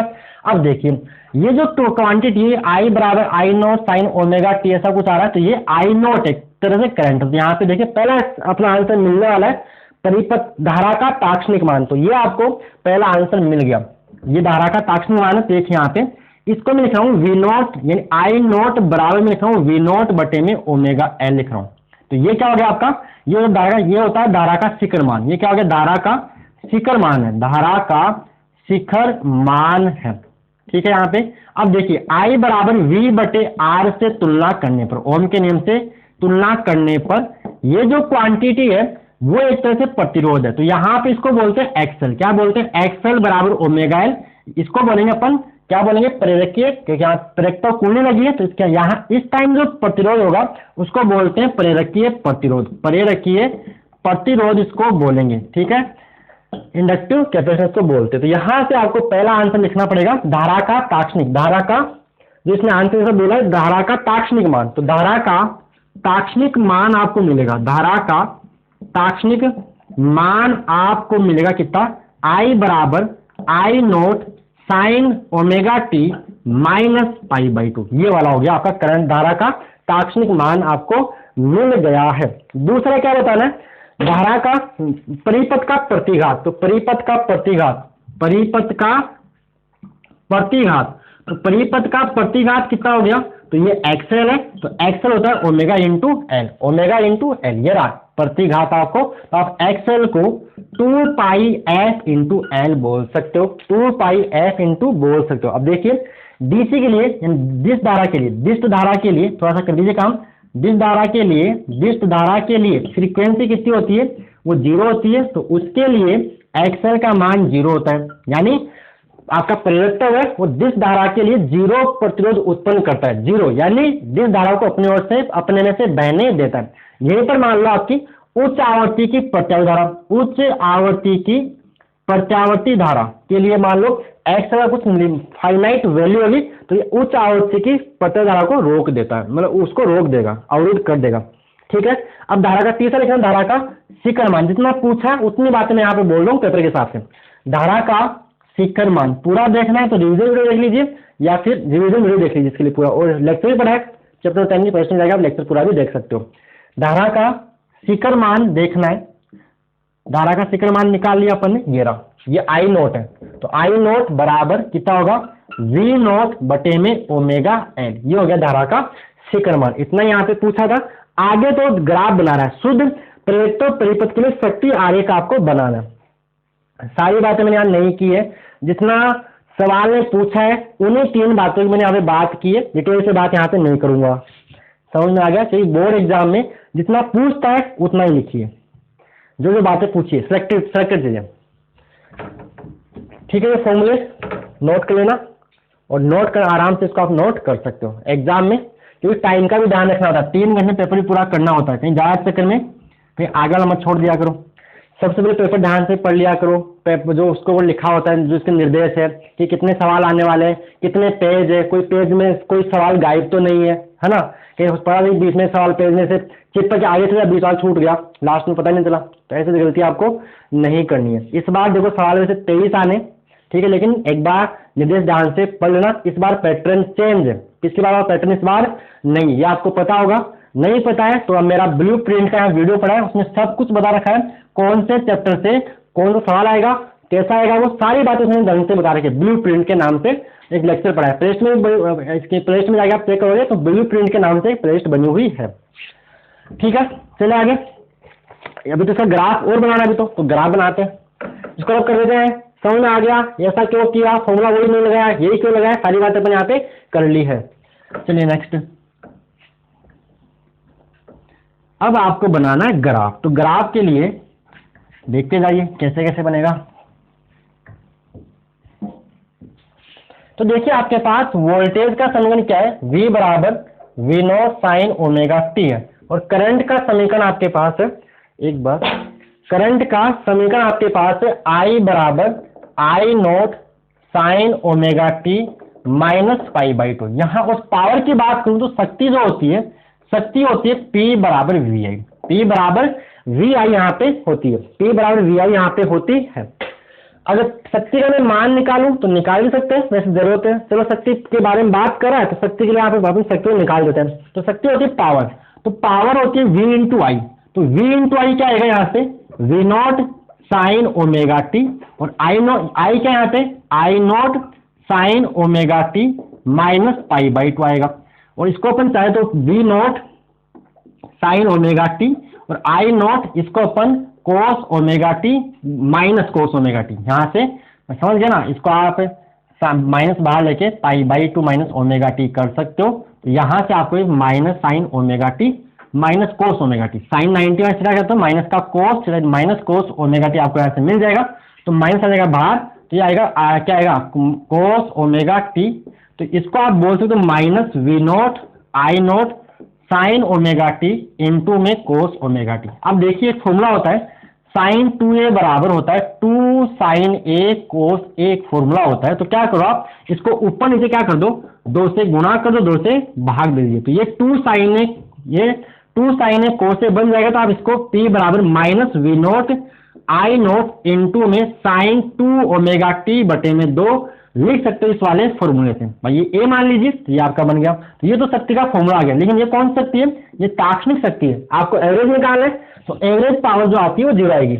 एवरेज शक्ति, औसत शक्ति जो आती है पी एवरेज। तो एवरेज के लिए क्या करो, इसका करना आपको, एवरेज निकालने के लिए क्या करोगे, इसका करोगे आप इंटीग्रेशन 0 से t minus V naught I naught into में साइन 2 ओमेगा t dt, और नीचे क्या करेंगे dt। एवरेज निकालना मैंने बता रखा है, अगर कोई फंक्शन समय का फलन तो उसका एवरेज निकालने का तरीका होता है। ये एवरेज निकालने का तरीका होता है, बता रखा आपको कि जैसे कोई फंक्शन y बराबर एफ ऑफ टी टाइम का फंक्शन है, तो उसका एवरेज निकालते हैं एफ ऑफ टी dt, और नीचे इंटीग्रेशन ऑफ dt, और इसका भी इंटीग्रेशन कर देते हैं। एवरेज का तरीका होता है। तो देखिए ये सब कांस्टेंट है, और साइन 2 ओमेगा टी की, यानी साइन ओमेगा टी का, साइन का जो एवरेज होता है साइन 2 ओमेगा टी का एक पूरे चक्र के लिए एवरेज 0 आता है। इसका एवरेज 0 आ जाएगा, तो इसको सोल्व करेंगे 0 इंटू कुछ भी, तो सारा यहाँ पे पी जो औसत शक्ति होती है वो 0 होती है, पी एवरेज में 0 आती है।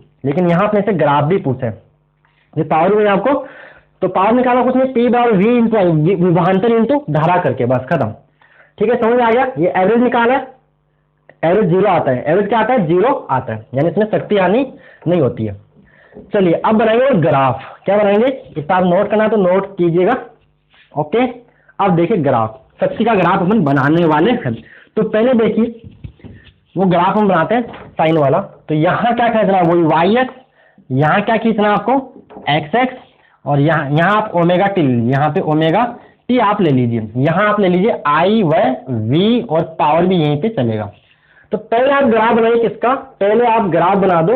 देखो वोल्टेज आगे करंट पीछे है, तो ये आप पहले ग्राफ बना लो। देखो वोल्टेज को आगे चलाना है, तो मैं जो ग्राफ वही बना रहा हूँ आपकी बुक में, वही ग्राफ में आपको बना दिखा, जो बुक में ग्राफ है वही मैं यहाँ पे बना रहा हूँ। उसको मैं नीचे से स्टार्ट नहीं कर रहा हूँ, नीचे से स्टार्ट कर सकते हैं लेकिन नीचे से मैं नहीं कर रहा हूँ, ग्राफ वही बना रहा हूँ जो बुक में आपके बना हुआ है। तो पहले आप करंट का ग्राफ बना दो।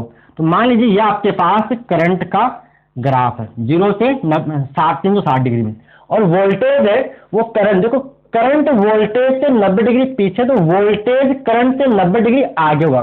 तो जो वोल्टेज का ग्राफ वो कुछ इस प्रकार आएगा, वो कुछ इस प्रकार आपको मिलेगा। जब ये मैक्सिमम है तो वोल्टेज 0 होगा, यानी ग्राफ आपका चलेगा कुछ इस प्रकार। ये 0 तो इसको मैक्सिमम कीजिए, तो ये मैक्सिमम, तो इसको 0 से पास करवाना है, 0 से पास करवाना है, कुछ पहले पड़ रहा है तो ये 0, और फिर आपका ग्राफ कुछ ऐसा चलेगा। अब बात आती है पावर की। तो पावर का ग्राफ बनाने के लिए सही दिख रहा है ग्राफ, मैक्सिमम 0, ये 0 मैक्सिमम, ठीक है। अब पावर का ग्राफ बनाना, तो पावर है, देखो ये ग्राफ है किसका, ये ग्राफ है आई का, ये ग्राफ है वी का। कोई डाउट मेरे हिसाब से यहाँ पर नहीं होनी चाहिए। ये ग्राफ वी का है, किसका ग्राफ है, ये वी का ग्राफ है। पावर होती है V into I, V into I voltage और धारा का गुणनफल पावर है। तो दोनों ग्राफ गुणा कर दो, दोनों ग्राफ को गुणा कर दो। तो देखिए ये प्लस, या अगर देखो यहाँ पे जो अगर बात करूं तो यहाँ पे कितना है, यहाँ पे कितना है, यहाँ पे आपका चलेगा, ये है t/4, ये है t/2, और ये आपका चलेगा कितना, कौन सा, ये आपका बनेगा कितना बनेगा 3t/4, और ये आपका आएगा t आएगा। तो देखिए 0 से t/4 में इन लोग गुणा करोगे, ये भी प्लस, ऊपर प्लस में, तो ग्राफ इन दोनों का बढ़ के आएगा, ग्राफ जो आएगा वो कुछ इस प्रकार आएगा। चलिए यहाँ पे देखिए, यहाँ ये तो प्लस में और ये किसमें माइनस में, तो यहाँ ग्राफ जाएगा कुछ नीचे से आएगा, कुछ नीचे जाके कुछ इस प्रकार आएगा। ग्राफ कुछ कम हो गया, लेकिन आप स्टेशन सही करना।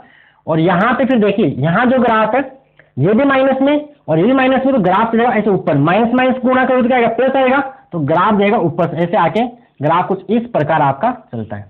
ये किसका ग्राफ है, ये पावर का ग्राफ है, शक्ति का ग्राफ। तो ये आपका बन गया शक्ति आरेख। बोलो क्लियर है, कुछ नहीं है, दोनों गुणा कर लीजिए, प्लस प्लस में ऊपर, दोनों माइनस माइनस तो भी नीचे, एक प्लस एक माइनस तो किस माइनस में आ गया, देखो ये प्लस ये वाला माइनस तो नीचे माइनस में आ गया। तो ये ग्राफ आपका बनता है। तो ये आपका बन गया शक्ति आरेख। तो वोल्टेज और करंट और शक्ति आरेख ऐसे बनाते हैं। आई होप आपको समझ में आया होगा। ठीक है, तो ये तो आपका बोर्ड एग्जाम 2018 की बात हुई। ठीक है, अब इसमें आगे डेरिवेशन हो रहा है, डेरिवेशन बहुत भरमार है, करते जाइए बस। चलिए आगे इसको रब कर दे, सकते आगे समझ आया।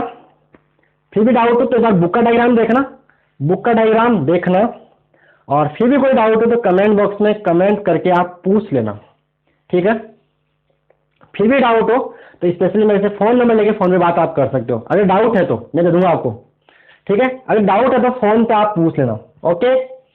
अगर आप पूछोगे तो बता दूंगा। चलिए नेक्स्ट।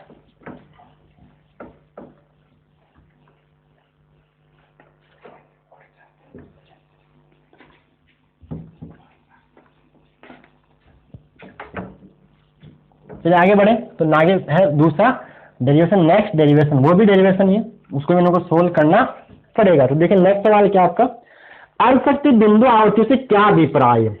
तीसरा सवाल यहाँ पे जो और में था इसके, ट्यूशन नंबर 3 2018 का, अर्धशक्ति बिंदु आवर्ती से क्या अभिप्राय है। तो देखिए इसमें अपने मैं ग्राफ बनाता हूँ आपको, एक अपने पास ग्राफ होता है अनुनाद की अवस्था में, कैसे, यहाँ पे अपन लेते हैं फ्रीक्वेंसी एफ, और यहाँ पे अपन लेते हैं IRMS वर्ग माध्य मूल धारा।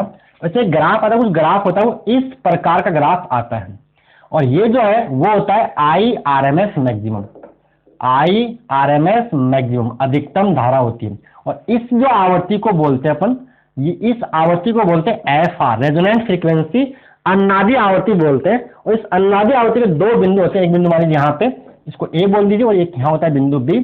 यहाँ पर जो फ्रीक्वेंसी है उसको अपन बोलते हैं F1, और यहाँ पे फ्रीक्वेंसी को बोलते हैं F2 बोलते हैं, ठीक है। इन्हीं को बोलते हैं अर्धशक्ति बिंदु या आवर्तियां।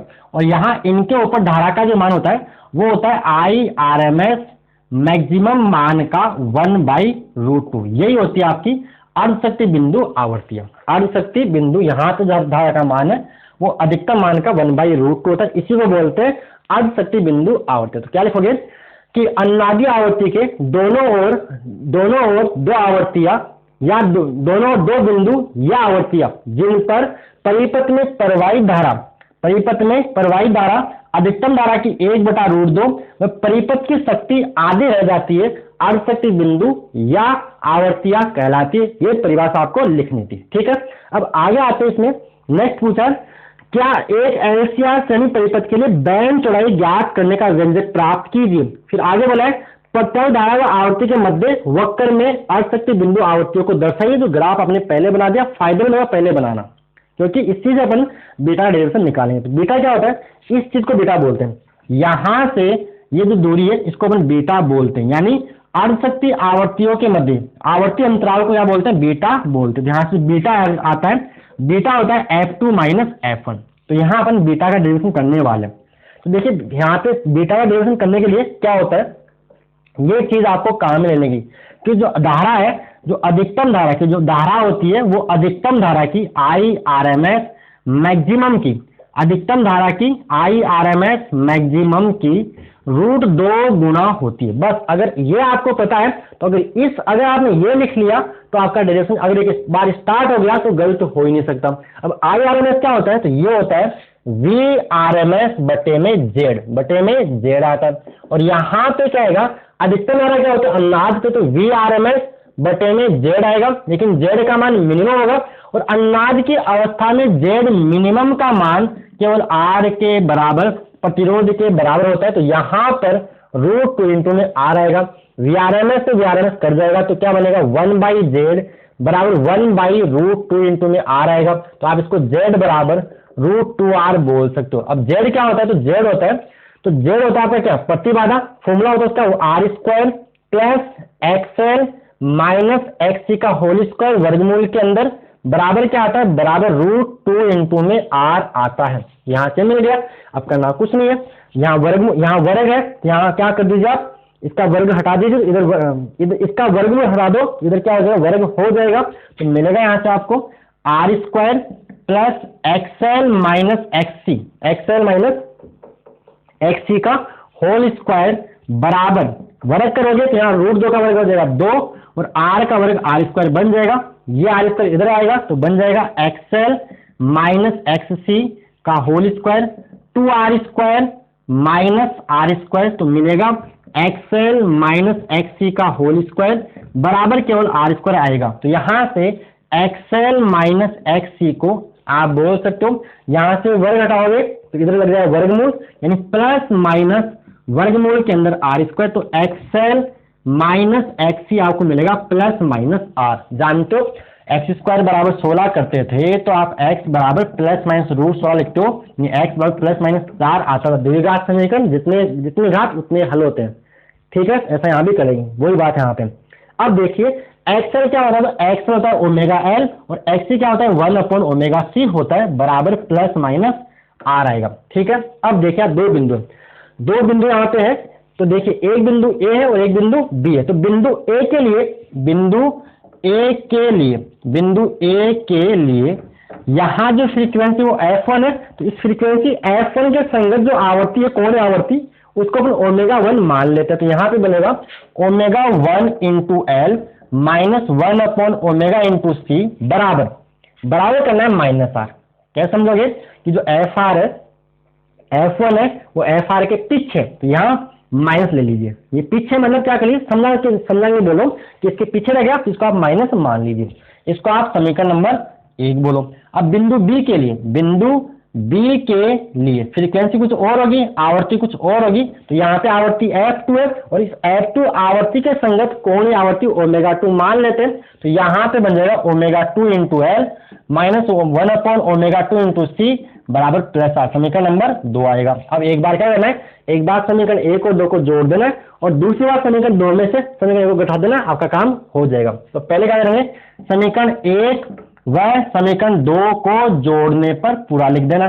तो जब जोड़ोगे देखिए क्या आएगा, ओमेगा 1 इंटू में एल माइनस 1/ओमेगा 1 इंटू में सी प्लस यहाँ पे बाएं पक्ष में बायां दाएं पक्ष में दायां, तो ओमेगा 2 इंटू एल माइनस 1/ओमेगा 2 into C minus R plus R, क्या बन जाएगा 0 बन जाएगा।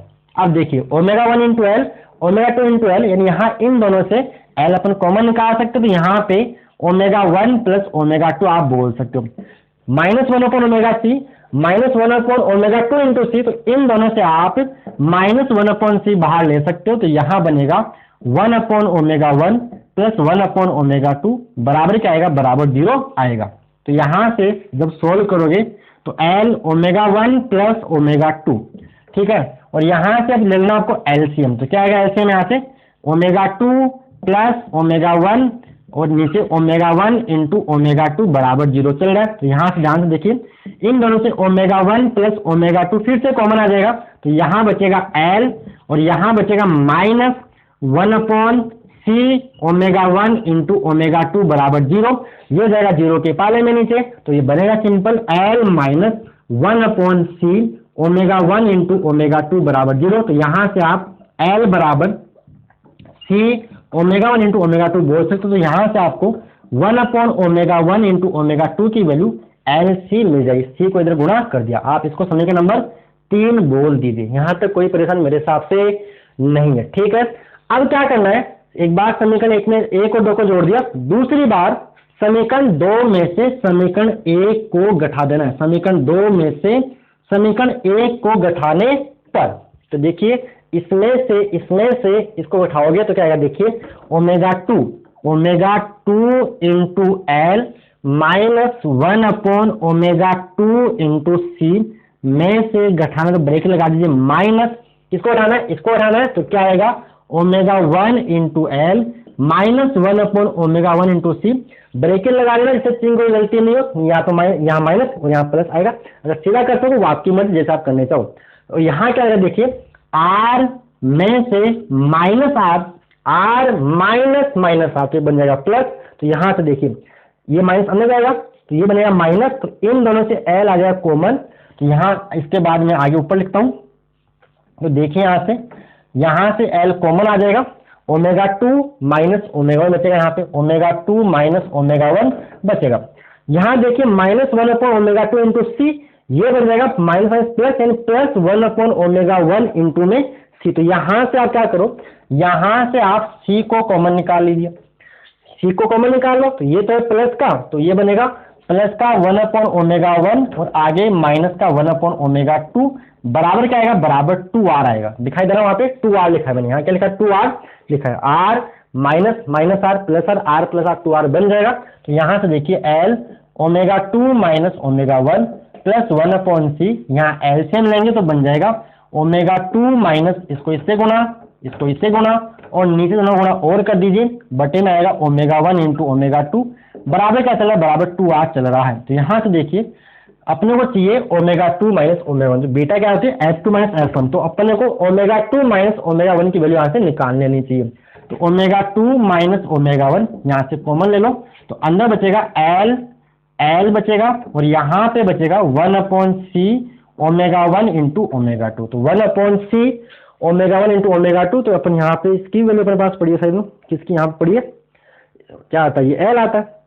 या तो यही देखो अपन क्या करें ना, ऐसा जब सी करनी है तो आप इसको भी तीन जो आपको देखिए समझे, देखो यहाँ से दिख रहा है 1/c ओमेगा 1 ओमेगा 2 जो आप L कर दीजिए, या फिर 1/ओमेगा 1 इंटू ओमेगा टी की जगह LC बोल सकते हो। तो यहाँ से बराबर 2r तो चल रहा है, तो समीकरण 3 से आप कर दीजिए, समीकरण 3 से जैसे आपकी मर्जी वो आपको अब मैसेज एक दो स्टेप अपने हिसाब से आप सेट कर सकते हो। तो ओमेगा 2 माइनस ओमेगा 1 यहाँ चलने वाला है L और 1/c, और 1/ओमेगा 1 into omega T L into में c बराबर 2r। क्या बिल्कुल आपको यहाँ दिखाई दे रहा है, बराबर 2r दिखाई दे रहा होगा मेरे हिसाब से, बराबर 2r। अब देखिए यहाँ से c से c कट जाएगा, c से c तो गया, तो क्या बचा L प्लस L, तो L प्लस L बन जाएगा 2L, क्या बन जाएगा 2L बराबर 2R, 2 से 2 गया तो बचा ओमेगा 2 माइनस ओमेगा 1 इंटू में L बचेगा, उस L को मैं नीचे भेज दे रहा हूँ, तो R बटे में L बन जाएगा। अब अपने को तो f2 माइनस f1 से अपन जानते हैं, अपन समझदार हैं, ओमेगा बराबर 2 पाई f होता है, तो ओमेगा 2 की जगह अपन 2 पाई f2 कर सकते हैं, और ओमेगा 1 की जगह अपन 2 पाई f1 कर सकते हैं, बराबर r बटे में L आएगा। यहाँ से 2 पाई कॉमन आएगा, तो 2 पाई कॉमन आएगा तो f2 माइनस f1 बचेगा, बराबर r बटे में L बचेगा। तो यहाँ से f2 माइनस f1 2 पाई जाएगा नीचे और L से गुणा हो जाएगा, तो r बटे में 2 पाई L, और बीटा क्या होता है, बीटा आपका होता है f2 माइनस f1, तो बीटा आपको मिलेगा r बटे में 2 पाई L। This is the required expression for bandwidth, ये अपने को निकालना था। ओके, समझ में आया, क्लियर है। चलिए, तो ये था आपका बोर्ड एग्जाम 2018 का सवाल। आते बोर्ड एग्जाम 2017 के अंदर, सही चल रहा है मामला। चलिए, तो सही चल रहा है तो दोस्तों के साथ शेयर कीजिए और लाइक वाइक कर दिया करो, चैनल को सब्सक्राइब भी कर लिया करो, ठीक है।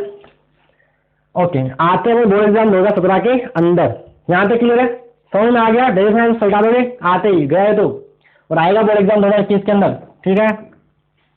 ओके, चलिए जा रहा है, ये ग्राफ बना दिया था, परिभाषा ने पहले बोल दी थी।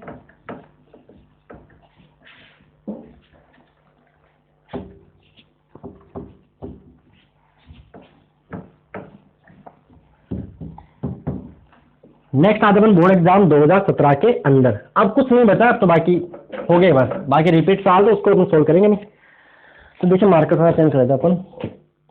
देखिए आगे सवाल क्या आपका, आगे सवाल है 2017 के अंदर एक ही सवाल है, थोड़ा सवाल है कि ट्रांसफार्मर में होने वाली कोई दो मुख्य ऊर्जा हानियों का उल्लेख कीजिए, इन्हें कैसे कम किया जा सकता है, कोमा क्वेश्चन मार्क। लंबी दूरियों तक विद्युत शक्ति का संचरण उच्च वोल्टता पर क्यों किया जाता है। तो आपने ट्रांसफार्मर देखा होगा, जो आपके बाहर गली वली में लगा होता है, मोहल्ले में लगा होता है, रोड पे लगा होता है, वो तो बड़ा ट्रांसफार्मर है, छोटा भी होता है, छोटा ऐसा भी होता है, देखो ऐसा छोटा ट्रांसफार्मर भी होता है।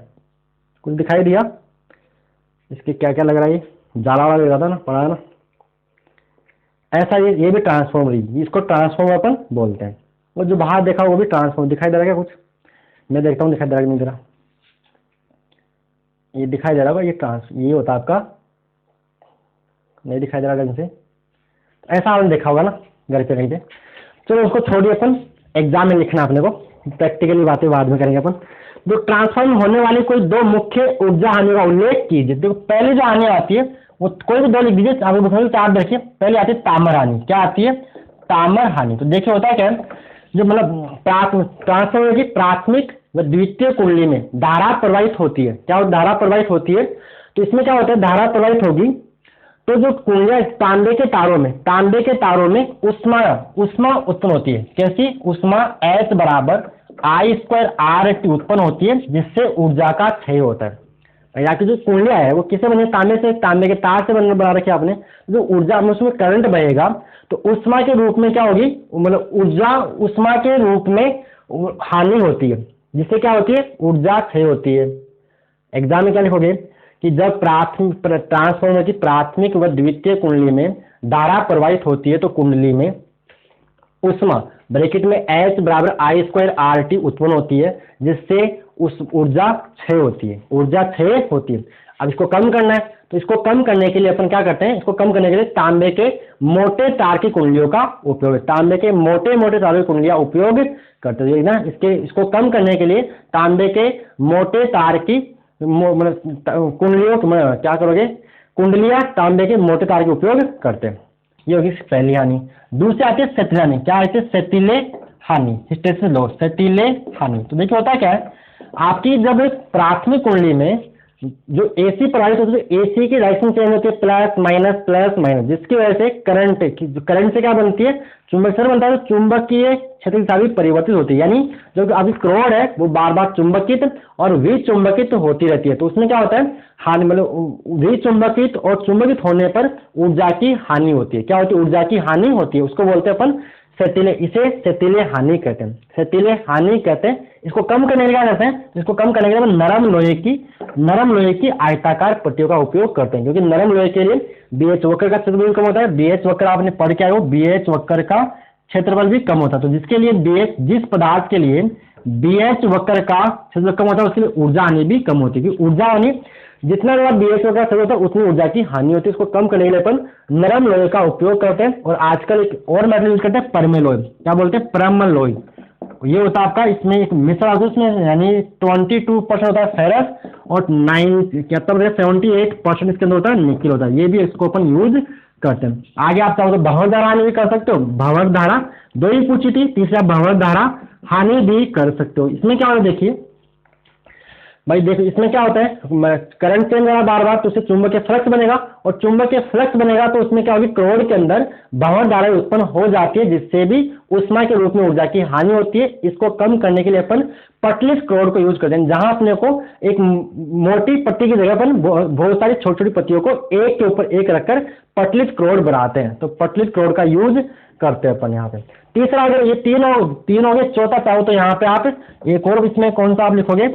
एक होता है फ्लक्स क्षरण हानि। क्या होता है? फ्लक्स क्षरण हानि भी होता है, फ्लक्स क्षरण हानि भी होता है। तो देखिए होता है क्या, जो प्राथमिक कुंडली से जो संबंध फ्लक्स है वो पूरा का पूरा द्वितीय कुंडली से संबंध नहीं होता है, पूरा द्वितीय कुंडली से पास नहीं होता है, कुछ हवा में लीकेज होता है, लीक हो जाता है, पूरा द्वितीय कुंडली में नहीं जाता है। तो ये इसको बोलते हैं फ्लक्स क्षरण हानि, इसको अपन बोलते हैं। इसको कम करने क्या करते हैं? इसको कम करने के लिए अपन क्या करते हैं, जो द्वितीय कुंडली है उसको प्राथमिक कुंडली के ऊपर ही लपेट देते हैं। इसको कम करने का उपाय। अब थोड़ी का टॉपिक है तो एक बार बुक में एक बार उसको और देखना। जो भी बातें मैंने 4 आपको बोल दिए, 4 में से कोई भी 2 आपको एग्जाम में लिख लेनी है। देखो पतली क्रोड की मैं बात करता हूँ, देखिए इसीलिए देखो ये मोटी क्रोड नहीं है, यहाँ पे बहुत सारी छोटी छोटी पत्तियों को जोड़ रखा है। यहाँ पे मेरे साथ साफ दिखाई दे रहा है, देखिए ये ऐसे पटलित क्रोड होती है। इसमें एक के ऊपर एक रखे आयताकार क्रोड अपन बनाते हैं, ये होता है पटलित क्रोड होता है।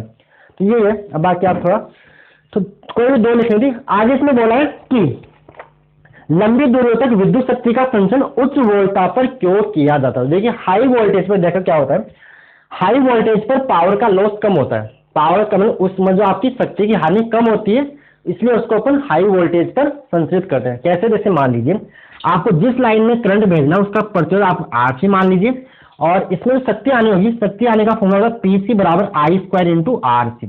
P बराबर क्या होता है? I² इंटू R होता है। अब देखिए आपने जो वोल्टेज शक्ति बनाई है वो तो फिक्स है, और वोल्टेज और करंट आपका फिक्स है। तो यहाँ से आप देखिए I बराबर P बटा V कर सकते हो। तो यहाँ से PC क्या आएगा? PC आएगा I की जगह P बटा V का स्क्वायर इंटू में RC। अब देखिए RC क्या है? जो लाइन उसका प्रतिरोध है वो आप चेंज नहीं कर सकते। एक बार तार जो बन गया उसका प्रतिरोध फिक्स रहेगा, और P आपने जो पावर बनाई वो भी फिक्स है। आप भाई इतनी पावर आपने बनाई है, जो भी 100 वाट जो भी जितनी पावर बनाई है आपने, तो जो PC होता है शक्ति हानि होता है वो इनवर्सली प्रोपोर्शनल V² होता है। अगर वोल्टेज ज्यादा होगा तो शक्ति हानि क्या होती है? कम होती है। अतः उच्च वोल्टता पर शक्ति हानि कम होती है, इसलिए अपन शक्ति का संचरण उच्च वोल्टता पर करते हैं। यहाँ पे समझ आया? यहाँ क्या लिखोगे, यदि संचरण लाइन का प्रतिरोध आरसी है तो संचरण लाइन में शक्ति हानि पीसी बराबर आई स्क्वायर इंटू आरसी, फिर वो ये पी बराबर वी आई, तो यहाँ से आपने ये लिखा, यहाँ से P C inversely proportional V square, अतः उच्च वोल्टता पर शक्ति हानि कम होती है, अतः शक्ति का संचरण उच्च वोल्टता पर किया जाता है। उच्च वोल्टता और लो करंट पर शक्ति का अपन संचरण करते, इसलिए शक्ति हानि पावर लॉस कम होता है। पावर लॉस को मिनिमाइज करने के लिए 100% रिमूव नहीं कर सकते, लेकिन उसको अपन कम कर सकते हैं ऐसा करके, ये अपने हाथ में है। चलिए, ये था बोर्ड एग्जाम 2017 का सवाल। आगे आते बोर्ड एग्जाम 2016 में जो न्यूमेरिकल है, और बिल्कुल आसान न्यूमेरिकल है, कुछ नहीं है, छोटा सवाल है, इसको रब कर दे। तो ये देखो थ्योरी वाली बात है, मैंने लिखता नहीं हूँ, आप इनको लिख लिया करो। चलिए नेक्स्ट बात करेंगे अपन किसकी, बोर्ड एग्जाम 2016 में आया हुआ एक न्यूमेरिकल।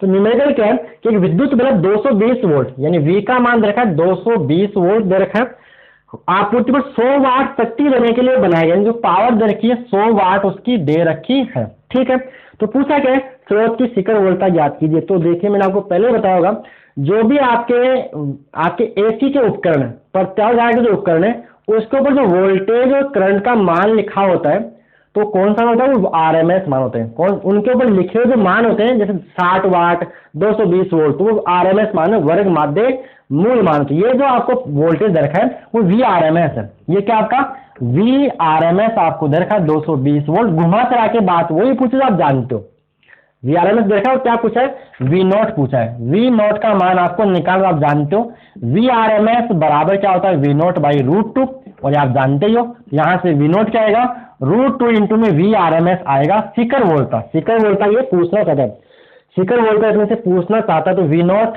शिखर वोल्टता √2 इंटू वी आरएमएस 220 वोल्ट, गुणा करने पे ये आता है √2 का मान 1.414 इंटू 220 करने पे ये आएगा 311.08 वोल्ट आपका आता है, लगभग 311 वोल्ट आता है। तो अतः शिखर लिखना आता है, शिखर वोल्टता बराबर 311.08 वोल्ट आपका हो गया आंसर।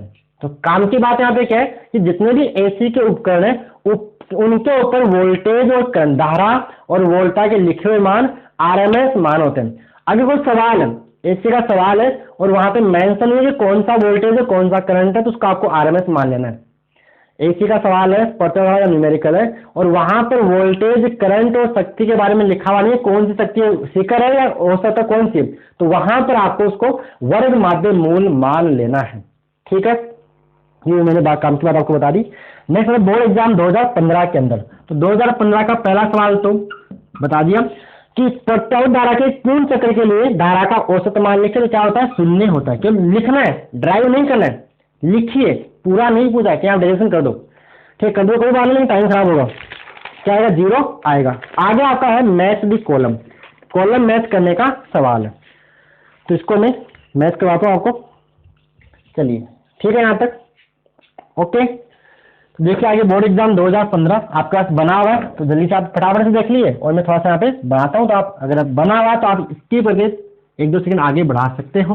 तो देखो कॉलम 1 देखा है, कॉलम 2 दे रखा है, आप क्या करना है, सुमेलित करना है, मैच दी कॉलम। तो क्वेश्चन नंबर सेकंड 2015 का सवाल नंबर 2 क्या दे रखा है, एक कॉलम, ये कॉलम फर्स्ट दे रखा आपको, कॉलम फर्स्ट, इधर देखा आपको कॉलम सेकंड आपको दे रखा है। अब मैं कॉलम को बनाता हूँ जल्दी से, ऐसे सारणी बना के आपको दिया हुआ है।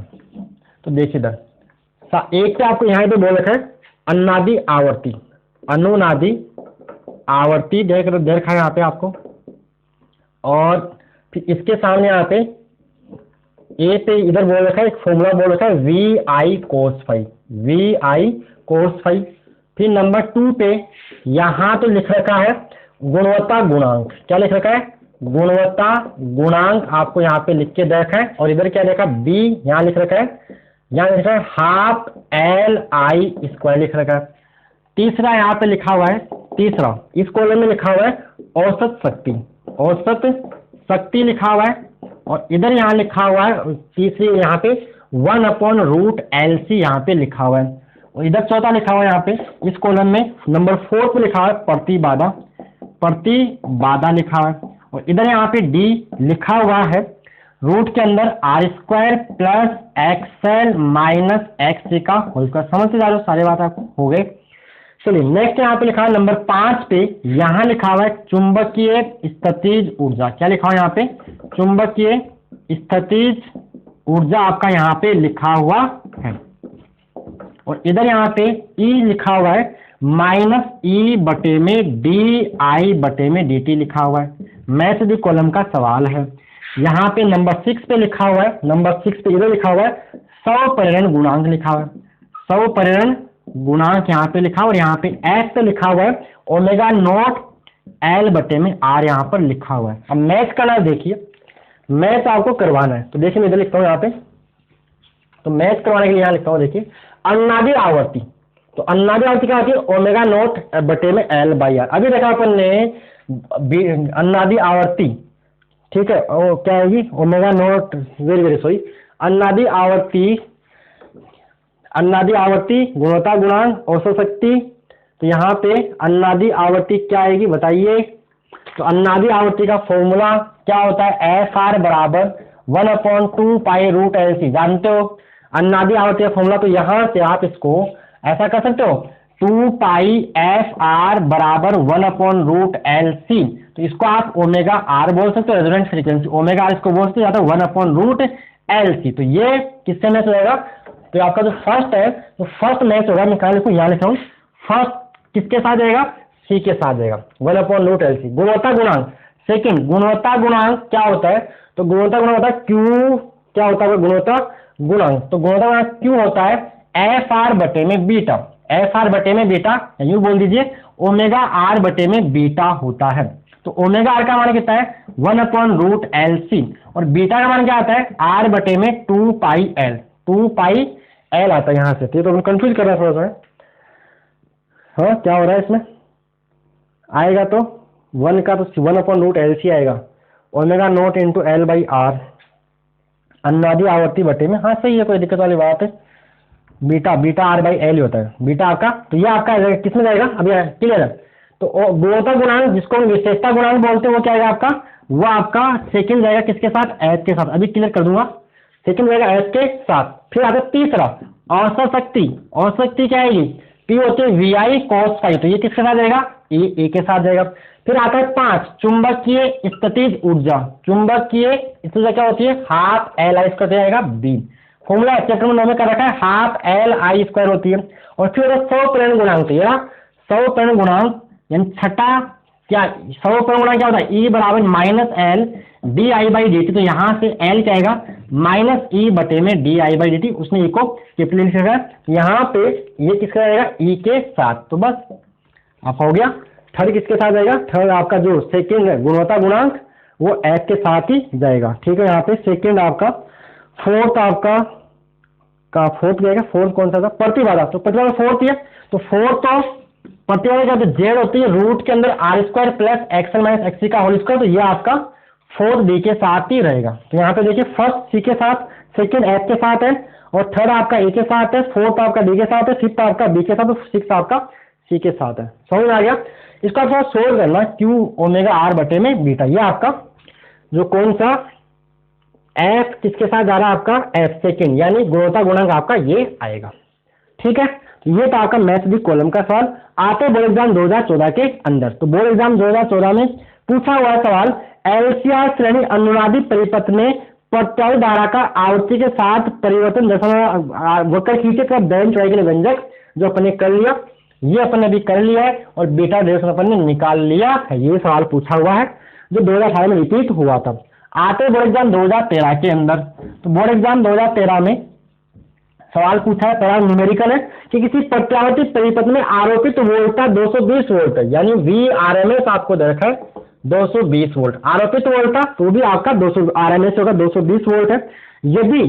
यदि आर का मान दे रखा है 8 ओम, और एक्सएल और एक्ससी का मान बराबर है, और वो 6 ओम है। ये सवाल आपको बोर्ड एग्जाम 2013 का दे रखा है। तो पूछा क्या है? पहला वोल्टता का वर्ग माध्यम मूलमान, तो वोल्टा का वर्ग माध्यम मूलमान तो वी आर एम एस, ये आपको जो दिया है वही हो गया 220 वोल्ट, आपका आंसर हो जाएगा।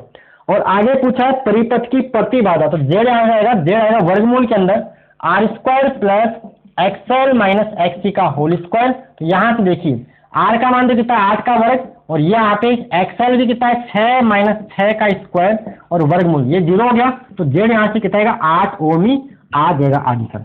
आगे पूछा है क्वेश्चन नंबर सेकंड, जो लिखा हुआ मैंने यहाँ पे नहीं था बोर्ड पे, प्रत्यावर्ती वोल्टता के साथ संबंध श्रेणी एनसीआर परिपथ के लिए फेजर चित्र खींचते हुए परिपथ की प्रतिबाधा का व्यंजक उत्पन्न कीजिए। ये डेरिवेशन करना था जो अपन ने कर लिया है। ठीक है, ओके। तो ये आपके सवाल थे, ये आपका पेपर था जो मैंने आपको सवाल सारे करवा दिए। अगर आपको अच्छा लगा तो चैनल को सब्सक्राइब कर लीजिए, अपने दोस्तों के साथ भी शेयर कीजिए जिससे मेरे को मोटिवेशन मिले। और के बारे बच्चों धन्यवाद।